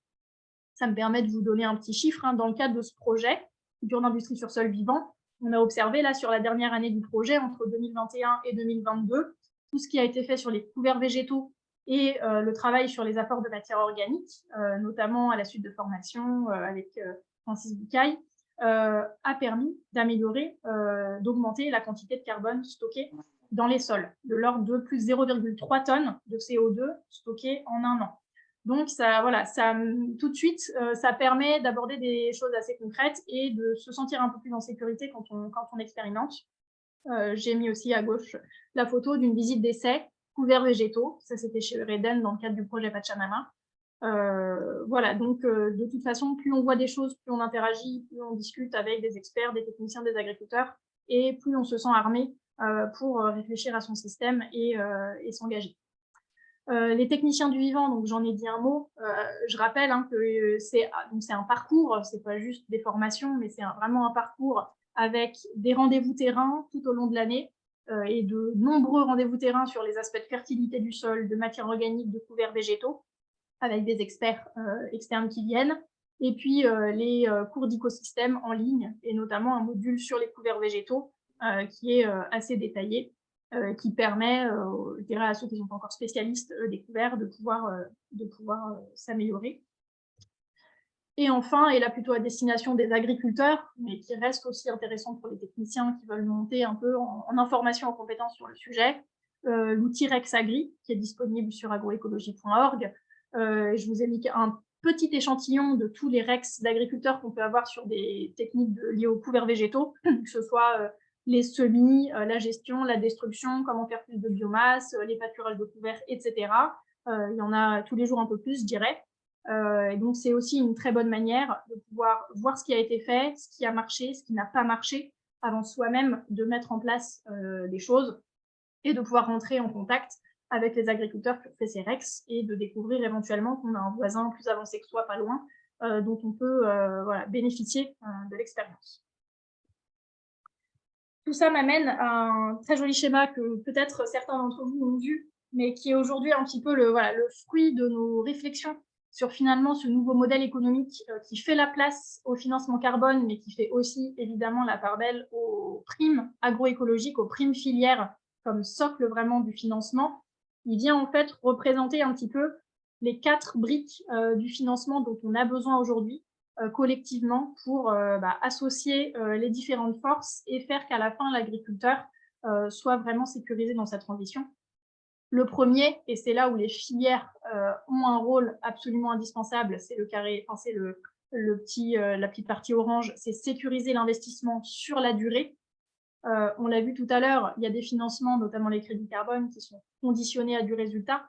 Là, l'idée, c'est quand même d'avoir des financements fixes qui sont évidemment qui regardent la progression de l'agriculteur sur l'indice de régénération, mais qui viennent vraiment faire ce socle de financement qui permet à l'agriculteur de se projeter un peu dans la durée, notamment avec des contrats pluriannuels ou des systèmes de prix qui permettent de se projeter. La deuxième brique, qui va être de sécuriser le risque technique et climatique, ça doit venir avec. Et donc là, ça va être aussi bien la formation des techniciens pour vraiment réussir techniquement et avoir le moins d'échecs possible, mais aussi éventuellement des acteurs de l'assurance. Il y en a un dans le réseau AXA Climate qui travaille à des produits qui pourraient assurer des risques de non-levée, par exemple, dans les couverts. On sait que c'est une problématique assez forte, de plus en plus avec les sécheresses. Donc ça peut aussi avoir toute sa place ici. Le troisième, c'est évidemment la brique publique qui va, elle, venir soutenir l'engagement et le changement de modèle souvent plutôt dans des périodes de transition.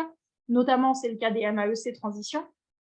Mais c'est là aussi qu'on peut faire intervenir des dispositifs de financement de l'innovation, notamment le crédit impôt recherche paysan chercheur qu'on a mis en place avec le cabinet Letton. Et enfin, la dernière brique, et c'est là que vont trouver leur place les crédits carbone, mais aussi potentiellement d'autres paiements pour services environnementaux, puisque vous savez, dans l'indice de régénération, il y a du carbone, mais il n'y a pas que ça. Donc, on peut tout à fait aussi se projeter sur des paiements pour services environnementaux liés à l'eau, liés à la biodiversité, etc.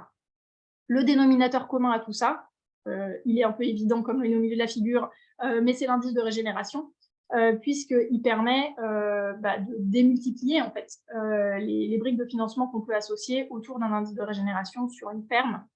Et donc, c'est vraiment l'enjeu aujourd'hui de ce qu'on travaille à construire, notamment dans les Hauts-de-France, où on commence à avoir plusieurs de ces briques qui s'assemblent. Une MAEC transition avec l'indice de régénération, qui est maintenant officiel, des acteurs filières qui sont mûrs sur la réflexion autour des primes, et des acteurs plutôt type agence de l'eau qu'on embarque aussi autour de l'indice de régénération. Peut-être le mot de la fin qu'il faut retenir sur finalement agroécologie, transition agroécologique, transition bas carbone, à la fin, vers quoi il faut aller, vers quoi nous emmènent nos différentes contraintes et comment on réconcilie tout ça. C'est qu'on part tous là collectivement d'une situation où c'est des petits triangles jaunes, mais les entreprises, que ce soit transformateurs ou intermédiaires, coopératives, ont des bilans carbone à améliorer, des engagements à respecter, et les fermes, elles, ont des progrès en termes de résilience de leur système, de fonctionnement agroécologique de leur ferme. Donc tout le monde doit s'améliorer. Qu'aujourd'hui, on l'a vu, nos résultats l'illustrent assez bien aujourd'hui, sécuriser la transition, financer la transition agroécologique de l'agriculteur avec une prime basée sur l'indice de régénération, lui permet de progresser, notamment dans la régénération de son sol, va permettre en retour d'améliorer le bilan Scope 3 et du même coup la résilience productive de la filière grâce au stockage de carbone. Le tout étant évidemment, et c'est symbolisé par le petit rectangle pour, sécuriser dans un écosystème qui est plus large que juste verser des primes, mais qui est aussi cette sécurisation technique, ce réseau, etc. Et vous excuserez le côté très artisanal de ma diapo, mais c'était pour représenter l'idée que, en plus, le collectif par-dessus ça, le fait qu'il n'y ait pas forcément une prime avec une filière vers un agriculteur, mais potentiellement plusieurs filières en parallèle associées autour de la même rotation, qui chacune abonde vers une prime qui permet aussi de démultiplier un nombre d'agriculteurs plus important et in fine de peser plus fortement sur le bilan Scope 3 des entreprises. Tout ça vient nous montrer aussi le potentiel de s'associer en collectif autour de cet outil qu'est l'indice de régénération, doublé d'outils carbone nécessaires au calcul du bilan, et qu'on a, je pense, un gros potentiel de s'accélérer mutuellement dans les transitions agroécologiques et bas carbone des agriculteurs et des entreprises. Donc ces résumés-là, et ce sera ma dernière diapositive, on pourra passer aux questions. Les 3 idées fortes à retenir de cette deuxième partie, c'est bien que pour progresser, quand on est agriculteur, dans la régénération de ses sols et donc dans le stockage de carbone, on a besoin du collectif. On ne fait pas tout seul, ou on fait très très lentement et de manière assez douloureuse. Donc tout ce qui va être formation, partage d'expériences, échange avec les pairs, synergie entre fermes, remettre de l'animal avec du végétal, etc. Trouver les bons experts, les bons accompagnants techniques. Tout ça, ça se fait en réseau. Et c'est la première force du collectif pour une agriculture du vivant. Le deuxième, c'est bien de rappeler, on l'a vu un petit peu dans la première partie, que le potentiel des crédits carbone, label bas carbone, aujourd'hui, il est très limité pour des agriculteurs qui sont déjà engagés dans la transition.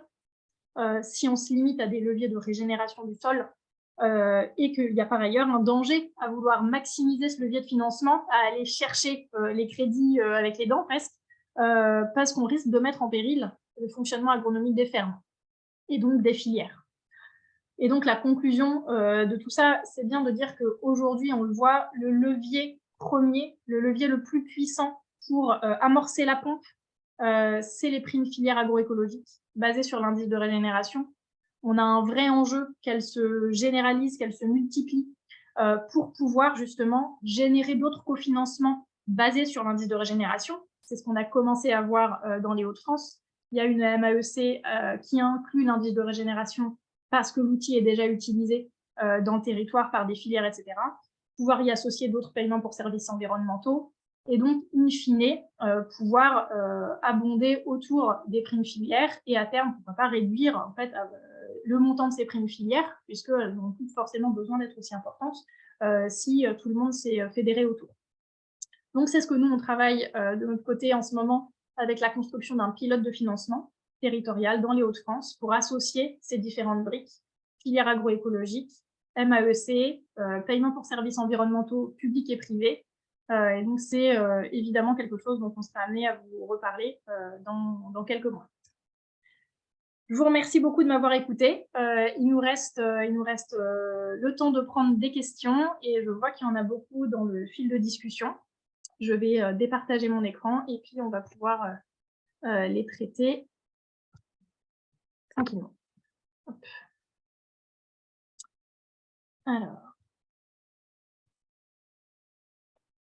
Alors, la première question, donc évidemment, on va repartir un peu du début des méthodes sur les bilans. La première question concernait les années de référence pour les bilans. Là, en général, l'outil laisse le choix. On peut choisir soit l'année précédente, celle du bilan, soit l'année d'avant. Et là, c'est l'agriculteur qui choisit. Et il y a évidemment, en général, on a tout intérêt à prendre une année où on n'était pas excellent pour améliorer son potentiel d'amélioration. Alors, il y a la deuxième question qui concerne les scénarios génériques. Est-ce que sur l'exploitation 5, on a essayé le scénario générique et est-ce qu'il permet de générer des crédits carbone? Alors, je vais juste rappeler, parce que j'y suis passée très brièvement, ce n'est pas forcément clair pour tout le monde, les bilans, donc la méthode label bas carbone, en théorie, et c'est comme ça qu'elle est le plus utilisée, c'est je suis ma propre référence, je prends mon bilan à T0 et je m'améliore. Et je vois combien je gagne en plus en termes de stockage de carbone ou combien je réduis les émissions. Il y a une possibilité qui était tout à fait intéressante au début et qui était nécessaire et à laquelle on est très favorable, de dire bon, bah, si mon état initial est déjà très bon, je ne peux pas m'améliorer beaucoup, mais ce serait intéressant que je me compare à la moyenne des agriculteurs autour de moi, valoriser le fait que je suis déjà très avancée. Sauf qu'aujourd'hui, bon, bah, les calculs, les méthodologies de calcul de ces moyennes des agriculteurs sont aujourd'hui en fait assez remises en question et font que dans 99% des cas, les pionniers ne peuvent pas être valorisés avec ces méthodes. C'était le cas, nous, on a eu un seul agriculteur sur les 51 qui était valorisable en référence générique. Donc en l'occurrence, celui de l'exploitation numéro 5, il ne l'était pas. Les rendements de la ferme, alors là, je ne les ai pas forcément tous en mémoire sur toutes les cultures, mais bon, j'avais regardé principalement les céréales. L'agriculteur, il avait des rendements qui étaient autour de 70 quintaux sur ces céréales. Vu les doses d'azote qui étaient assez limitées, c'était quand même, voilà, ça restait un équilibre qui était assez bon et qui était assez maîtrisé en termes d'investissement versus marge sur la culture derrière. Il y a la question d'après qui est sur les facteurs d'émission des déchets verts. Effectivement, bon, ça, de toute façon, ça a été remonté, je pense, assez vite par tout le monde et assez vite perçu comme étant quelque chose à corriger. Donc, effectivement, les facteurs d'émission, je ne sais pas exactement comment ils ont été calculés, mais de toute façon, on peut se dire que c'est injuste, de toute façon, d'attribuer à la ferme tout le poids de fabriquer du compost, parce que qu'ils l'utilisent ou pas, en fait, une ville, elle a quand même besoin de composter ses déchets verts plutôt que de les incinérer, par exemple. Et idem pour les entreprises qui font du compostage. Donc ça, c'est clairement un point de méthode qui aujourd'hui pèse lourd dans le bilan des entreprises. Ce que je ne suis pas capable de dire, c'est comment ce sera pris en compte quand on a eu un bilan initial qui était un peu plombé par ces émissions et qu'en cours de, voilà, si on s'est engagé dans un bilan carbone, dans un projet carbone, comment est-ce que ça va être corrigé en cours de route. Ça, je ne suis pas capable de le dire. Alors, il y a une question sur les types et les structures de sol entre les différentes fermes et quelles années sont prises en compte dans les résultats. Alors, donc là, c'est lié à la méthode. Aujourd'hui, alors, première question, il y a des types de sols qui sont très différents. Vous avez vu l'étendue des fermes. Ça va de la Somme, la Normandie, la Beauce, l'Oise, etc., le Grand Est, Lyon, la Marne. Donc, il y a des types de sols très différents. Ça joue notamment beaucoup sur comment le modèle de stockage de carbone, on sait qu'il y a des sols qui vont déstocker plus vite dans ces modèles-là. Donc, ça reste aussi un point méthodologique qui peut défavoriser des agriculteurs qui ont des sols qui minéralisent plus vite, notamment les sols crayeux dans ces modèles-là. Et sur les résultats, là, tout dépend. Hein, c'est ce que j'ai dit, l'année, elle est au choix de l'agriculteur pour le bilan initial. Donc, effectivement, il a tout intérêt à choisir une année où ses couverts avaient raté, où il a fait très sec, parce que du coup, son année de référence, elle va être assez mauvaise. Par exemple, voilà, l'agriculteur qui a fait des très beaux couverts en 2021 et qui, en 2020, en faisait très peu, il a plutôt intérêt à prendre 2020 comme référence plutôt que 2021. Et donc ça, c'est des jeux, des jeux qui peuvent quand même biaiser de quelle progression on parle.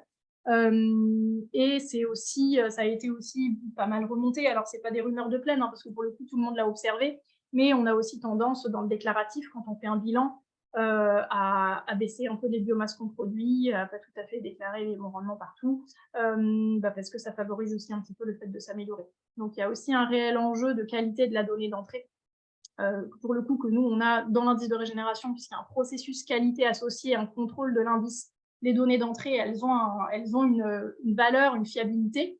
Là, comme il n'y a pas ces contrôles qualité dans les crédits carbone, il y a un système de rabais qui est mis automatiquement pour justement prendre en compte le fait qu'on peut potentiellement avoir des données plus ou moins fiables. Alors, je balaye en même temps, donc on a des questions pas mal sur le stockage de carbone, une grande différence de capacité de stockage selon les différents types de sols pour des pratiques identiques. Donc ça, c'est effectivement, c'est un point qui est très important et qui paraît effectivement injuste. Le fait que, pratique équivalente, je restitue mes pailles, je fais à peu près les mêmes biomasses de couverts, j'apporte les mêmes effluents, un type de sol va déstocker plus et un autre type de sol moins. Ça, c'est très lié à la méthodologie du bilan unique, où en fait, le facteur sol joue beaucoup. Alors, il y a deux choses. C'est vrai qu'à pratique équivalente, deux fermes peuvent stocker de manière très différente. Et ça a été aussi observé dans les études de Pascal Boivin. En fait, le facteur le plus important à prendre en compte, c'est la saturation des argiles. Les argiles, elles ont cette capacité de se complexer avec la matière organique. C'est ça qui fait qu'on stocke du carbone. La théorie veut qu'au bout d'un certain seuil, d'un certain taux, quand toutes les argiles sont occupées par de la matière organique, toute matière organique supplémentaire qui vient, comme elle n'est pas protégée, elle va être plus facilement mangeable, minéralisable par la vie du sol. Donc ça, aujourd'hui, c'est probablement intégré d'une certaine manière dans le bilan unique, même si le travail de Pascal est encore en train d'affiner ça, mais ça explique qu'à pratique équivalente, un agriculteur qui a un sol déjà saturé, parce qu'il a assez peu d'argile, finalement, il n'a que 12% d'argile, et un autre qui a 40% d'argile dans ses sols, ils font la même chose, mais il y en a un qui va minéraliser beaucoup plus et qui a arrêté de stocker, et un autre qui va pouvoir stocker encore pendant 20 ans. Et ça, c'est des réalités, mais qui sont effectivement qui peuvent faire croire que certains agriculteurs ne sont plus bons sur le stockage. La manière aujourd'hui, notamment en Suisse, où ils gèrent ça, cette différence, c'est tout simplement, c'est extrêmement simple en fait, c'est de regarder d'abord le rapport matière organique sur argile. Quand on est déjà à saturation, quand on est déjà très bon, ça se voit très vite. Il suffit de récompenser ça. Et c'est précisément ce que font les programmes de soutien à l'agroécologie, les politiques agricoles en Suisse. Elles regardent d'abord le MO sur argile des agriculteurs, qui est suivi en fait en routine. Il y a un observatoire qui collecte les analyses de sol qui sont faites tous les 10 ans, c'est obligatoire. Dès lors qu'on dépasse le seuil de 17%, on est valorisé pour ça. On touche des primes. Et si on est en dessous, ça va être ce qu'on va regarder, c'est est-ce qu'on met en place les pratiques qui permettent de s'améliorer. Donc ça, c'est une manière assez simple de procéder et qui fait qu'in fine, qu'on soit déjà bon ou qu'on soit en train de s'améliorer, on est valorisé. Et ça, c'est déjà testé dans le cadre de politiques agricoles dans les cantons de Vaud et de Genève. Peut-être je peux t'aider, Léa, sur la lecture des questions, si tu veux bien. Ah oui. Du coup, il y avait une question, je vais la regrouper en deux. Une question sur la sélection variétale et le choix des variétés. Et une question sur est-ce qu'il y a un retour aussi plantant C4 versus plantant C3 pour maximiser les restitutions de biomasse. Alors, sur la sélection variétale, aujourd'hui, non. dans le sens où, alors dès lors qu'on parle culture, vraiment, c'est toujours basé sur du rendement. Donc aujourd'hui, qu'on travaille sur des variétés à haute paille, par exemple, pour justement maximiser les restitutions de carbone au sol, ça aujourd'hui, c'est invisible dans ces modèles-là. Justement, parce qu'en fait, on se base sur des paramètres moyens et en blé, et pour toutes les céréales en général, on se base sur les variétés plutôt modernes, nanifiées. Donc aujourd'hui, si vous êtes agriculteur qui semez des céréales à haute paille, vous allez sous-estimer la quantité de carbone qui revient dans votre système quand vous faites des bilans uniques. Sur les plantes, alors, et de manière générale, sur plantes en C4, en C3, en fait, la seule chose qui importe vraiment et qui fait que c'est favorable dans le bilan unique, c'est la biomasse des résidus.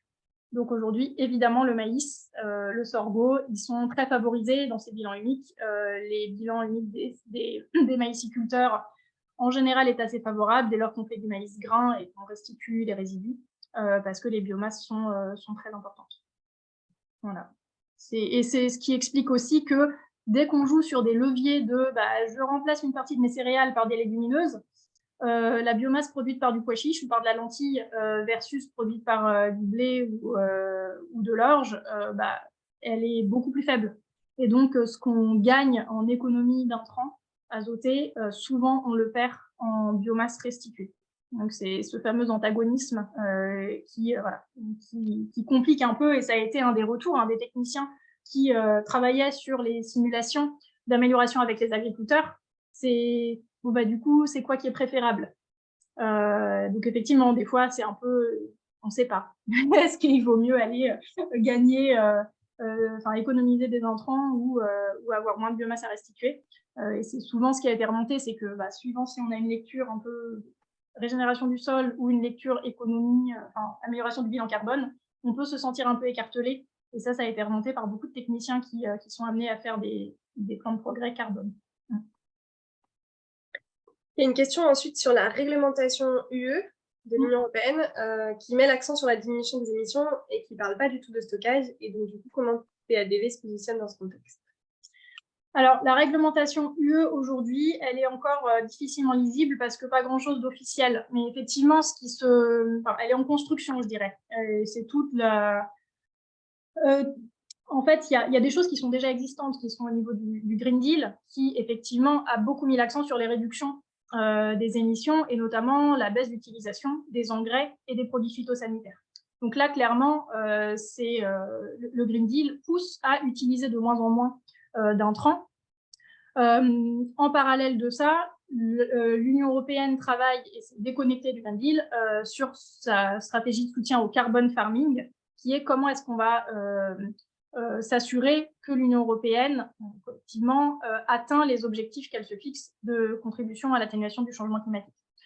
Et du coup, dans ce carbon farming, tout l'enjeu là aujourd'hui, c'est de voir si l'amélioration, la prise en compte du stockage de carbone va être au rendez-vous. Alors, ça a été beaucoup remonté par les entreprises, le fait que jusqu'à maintenant, ne pas pouvoir valoriser la progression du stockage de carbone dans les amont agricoles, c'était très difficilement tenable en fait, parce qu'il y a un vrai enjeu. Et là, c'est là où scinder les politiques entre climat, agroécologie, etc., et pollution n'a pas de sens et fait qu'on a du mal à avoir des politiques systémiques. Mais en l'occurrence, dans le carbon farming, il se dessine quand même le fait qu'on puisse quand même valoriser le stockage de carbone. D'une part parce que les outils qui semblent être à la réflexion au niveau européen pour suivre ça seraient des modèles satellitaires qui regardent les productions de biomasse, les rendements, etc. et qui donc sont assez proches en fait d'une vision biomasse qui retourne au sol pour stocker du carbone. Donc ça, ce sera suivi.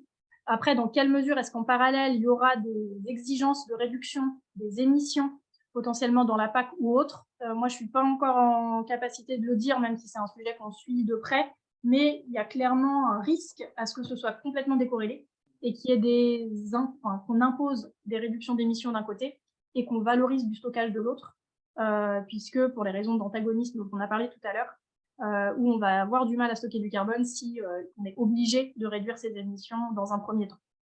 Donc là, il y a clairement un risque. Après, sur plus largement la position lobbying, je dirais, pour une agriculture du vivant au niveau de l'Union européenne, vous avez sans doute vu passer, et certains d'entre vous l'ont signé, je l'espère, la lettre ouverte qui a été rédigée par une palanquée d'associations, d'entreprises dans le cadre de la Soil Health Law, donc la loi sur la santé des sols. Pour information, depuis une quinzaine d'années, il y a des discussions sur une loi cadre sur les sols, donc protection et régénération des sols. Vous savez qu'il y en a une sur l'eau, il y en a une sur... il y en a plusieurs, mais sur les sols, il n'y avait rien. Elle avait été enterrée il y a 15 ans et jamais trop remise sur le devant de la scène. Elle est à nouveau sur le métier depuis 1 an. Et donc, nous avons un de nos membres du conseil scientifique, Pascal Boivin, qui est dans le groupe d'experts sur les sols.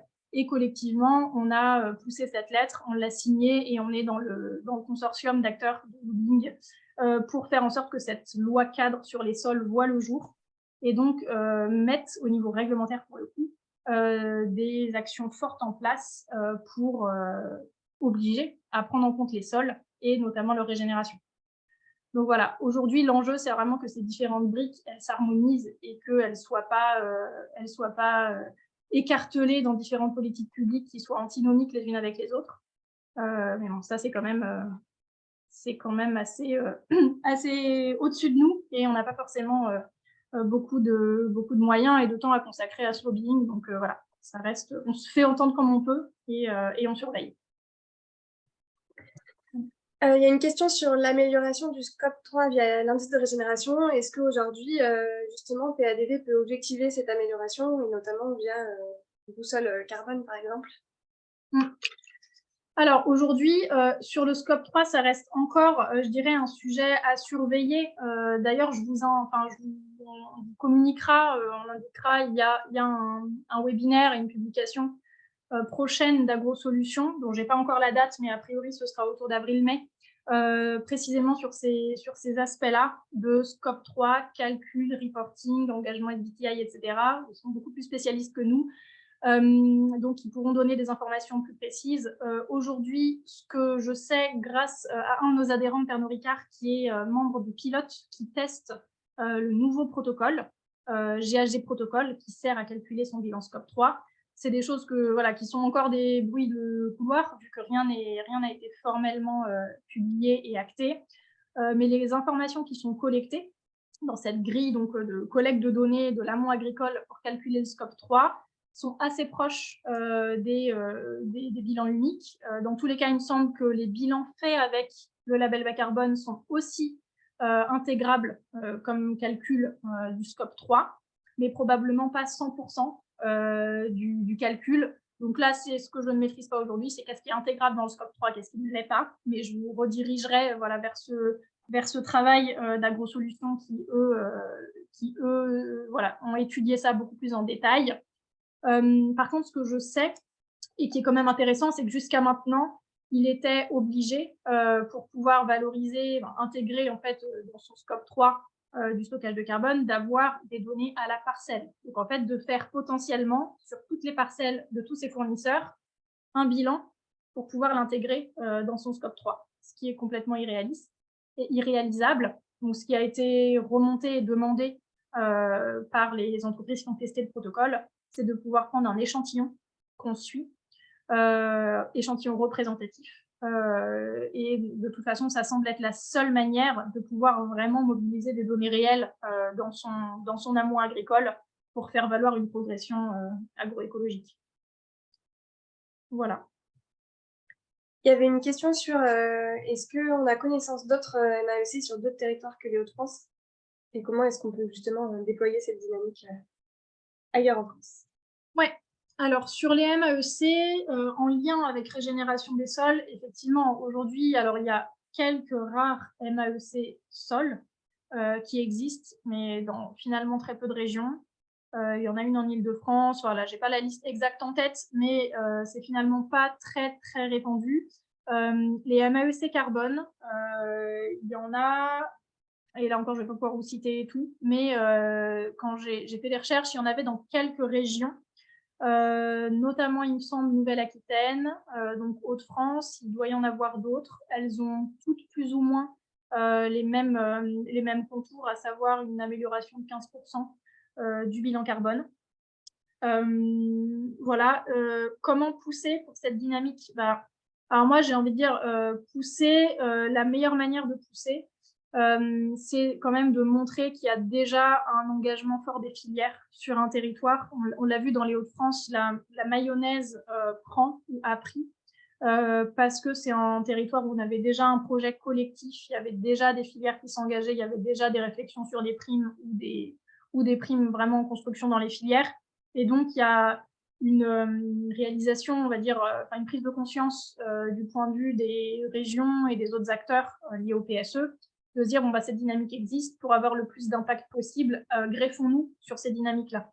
Donc, c'est compliqué de venir discuter avec une région, un conseil régional sur un territoire où finalement, il n'y a pas encore ce mouvement massif des filières et vraiment fédéré autour de l'indice de régénération. Il faut, je pense, c'est vraiment le préalable. Et ensuite, évidemment, nous associer ou peut-être faire porte d'entrée ou ça pourrait être excellent que voilà, on fasse les rendez-vous avec un peu des représentants de différentes filières d'un même territoire. Alors, je ne sais pas s'il est là aujourd'hui, mais j'avais invité une personne du Conseil régional Nouvelle-Aquitaine qui sont voilà, aussi en réflexion sur la bonne manière de soutenir la transition agroécologique dans le cadre des politiques de la région. C'est un territoire sur lequel on a des adhérents, donc pouvoir montrer vraiment le potentiel de se mettre en collectif, soutenir financièrement par des primes et venir associer des financements publics. Je pense que c'est la bonne méthodologie en tout cas, et qu'il faut qu'on arrive avec comme relais les différents chefs de projet que sont Anne-Laure Gouelec, Florence Jarre, Pierre Loup, etc., de pouvoir passer par eux pour montrer cette dynamique territoire et nous associer dans les rendez-vous après prospectifs avec les régions, etc. Il y a une question, ça continue, il y en a pas mal. On a 20 minutes encore. Est-ce qu'il est possible d'établir une corrélation entre l'indice de régénération et le CO2 capté par hectare? Et est-ce qu'on a des outils simples à mettre à disposition des adhérents pour justement estimer ce CO2 capté en fonction des pratiques agricoles? Alors effectivement, ça je vais l'affiner un petit peu, mais aujourd'hui de manière assez claire, quand j'ai regardé la corrélation entre le carbone stocké estimé par les outils du label bas carbone et nos indicateurs de l'indice de régénération, il y avait une corrélation assez nette avec l'indicateur des entrées de carbone, avec quelques variations près, notamment liées au type de sol qui déstocke plus facilement, mais grosso modo, dès lors qu'on s'améliore sur l'entrée de carbone, on s'améliore sur le stockage de carbone et c'est très logique. Je pense, l'affiner un petit peu pour essayer de prendre en compte d'autres paramètres et avoir un peu une version dégradée, on va dire simplifiée, de l'estimation de stockage de carbone sur la base de notre indicateur. Mais clairement, ça pourrait tout à fait être une sorte de boussole qui permet, sans avoir nécessairement à refaire tous les ans des bilans carbone, qui sont quand même assez lourds à faire, de pouvoir, en surveillant juste l'indicateur entrée de carbone de l'indice, pouvoir s'assurer qu'on est bien en train de s'améliorer et qu'on est dans la bonne direction. Donc oui, tout à fait. Il y avait, alors peut-être que du coup c'est la même chose que ce que tu as dit tout à l'heure, mais une question sur la corrélation possible entre l'indice de régénération et CO2 que les entreprises pourront utiliser dans leur rapport extra-financier, y compris les banques. Je ne sais pas si tu as déjà répondu. Alors moi, je ne sais pas forcément y répondre si Anne le sait, parce que dès qu'on parle rapport extra-financier, moi, mon cerveau gauche s'éteint. Donc, je ne sais pas. Non, ce que je ne sais pas, c'est dans quelle mesure est-ce qu'il y a un contrôle nécessaire, entre guillemets, aux données qu'on utilise dans son rapport extra-financier. Ce qu'on peut dire aujourd'hui, c'est qu'avec l'indice de régénération, on est capable d'estimer de manière fiable combien de carbone est restitué au sol. Par contre, combien de carbone est stocké, je dirais tout dépend de ce qu'on veut mettre dans son rapport extra-financier. Donc, sur du stockage, on va être obligé de mobiliser d'autres outils ou bien d'affiner cet indicateur de l'indice de régénération, ce qu'on pourra peut-être être amené à faire pour avoir une estimation plus fine du stockage qui pourrait être derrière valorisé. Voilà, donc ça, je laisse cette question encore un peu ouverte parce que c'est pas complètement des aspects qu'on a creusé au niveau méthodologique pour l'instant. Il y avait une question, mais tu l'as mentionné aussi, sur quand est-ce que seront disponibles les données de l'étude avec Pascal Boivin et la comparaison du label bas carbone, et j'ai retenu automne. Voilà, c'est ça. L'étude, elle est en cours en ce moment. J'ai reçu des nouvelles hier. Donc, ils me disaient si Méo tourne à plein, on avance. Voilà.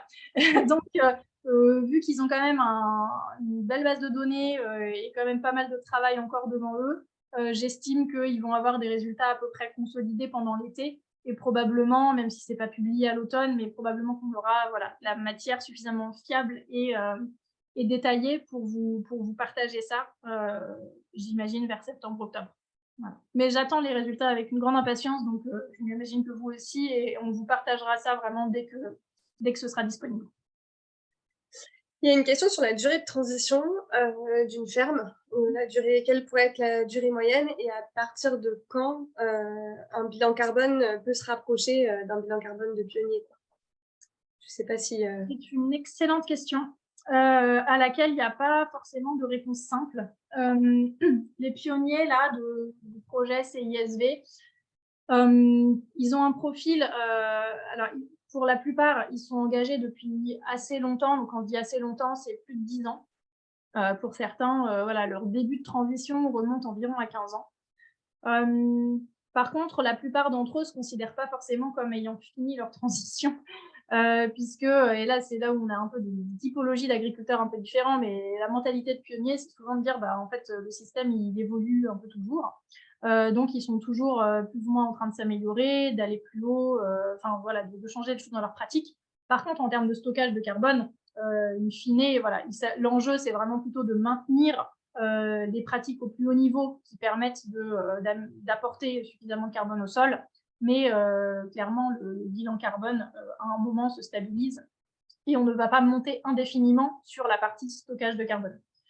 Par contre, sur combien de temps ça prend de passer à cette phase initiale, on déstocke légèrement, on a un indice d'à peu près 40 ou 30, on a un indice de 70 et on stocke 2 tonnes de CO2 à l'hectare.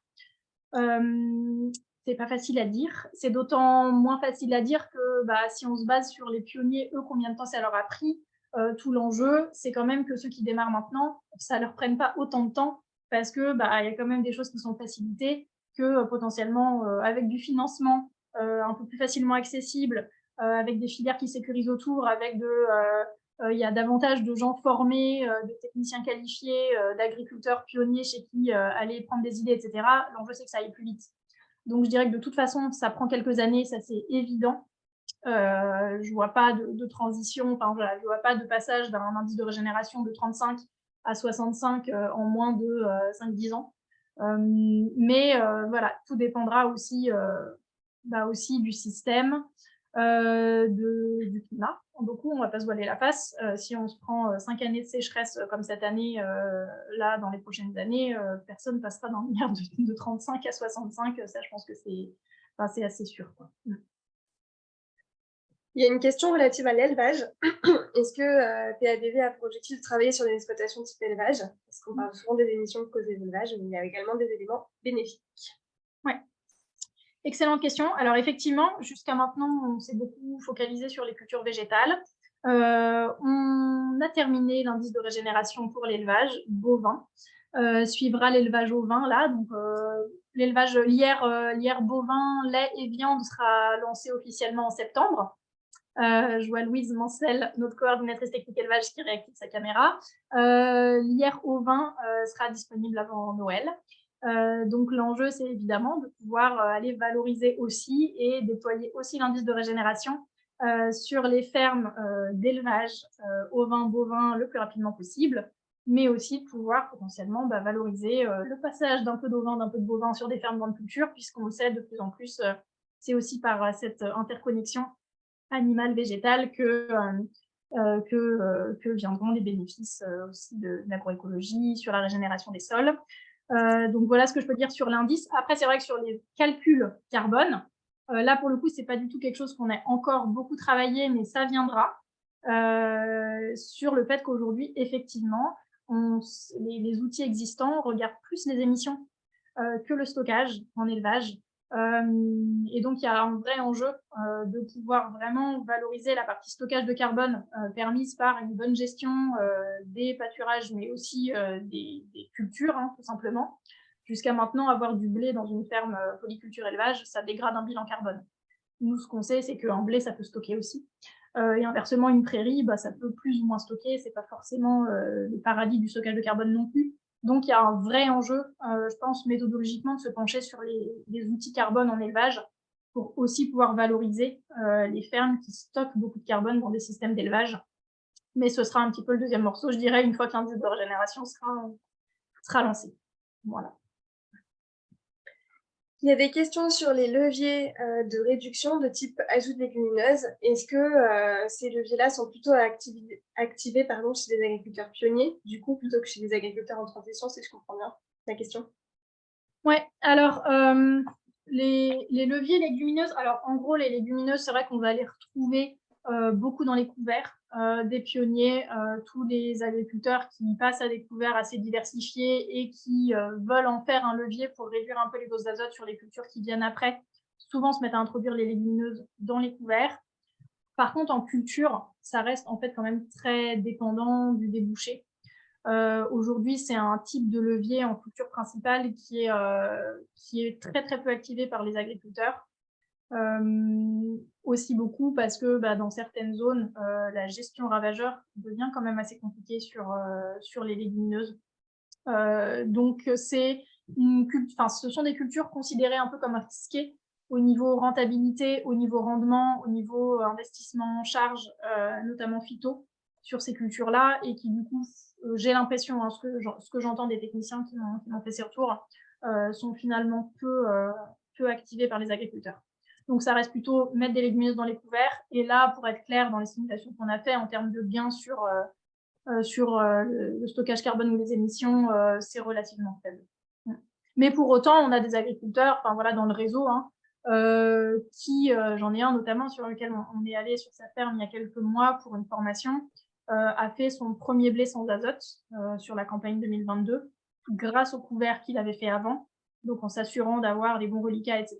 Et les rendements étaient vraiment canons. Donc voilà, là je pense clairement il y a des agriculteurs qui jouent sur ce levier couvert légumineux pour réussir à diminuer les doses d'azote. Ça demande quand même une certaine technicité dans le sens où il faut que les couverts soient très bien réussis voilà, et venir s'assurer avec des estimations, merci, etc., qu'on ne prend pas trop de risques sur la culture. Donc ça plutôt chez des pionniers, effectivement. Enfin, c'est pas une question, c'est plutôt une remarque de dire qu'on a beaucoup parlé carbone, mais que l'indice de régénération permet aussi de valoriser d'autres aspects, et notamment biodiversité, eau, etc. Et que c'est bien un seul vivant qui permet, donc dans toutes ces composantes qui permettent de stocker durablement du carbone et avec plein de bénéfices. Tout à fait, mais c'est un point hyper important et merci beaucoup. Ça montre que voilà, quand on omet des aspects, il y a toujours quelqu'un pour nous le faire savoir et c'est très très bien. Et en fait, c'était même incontournable, je pense, c'était implicite dans le schéma de cofinancement avec les 4 briques du camembert.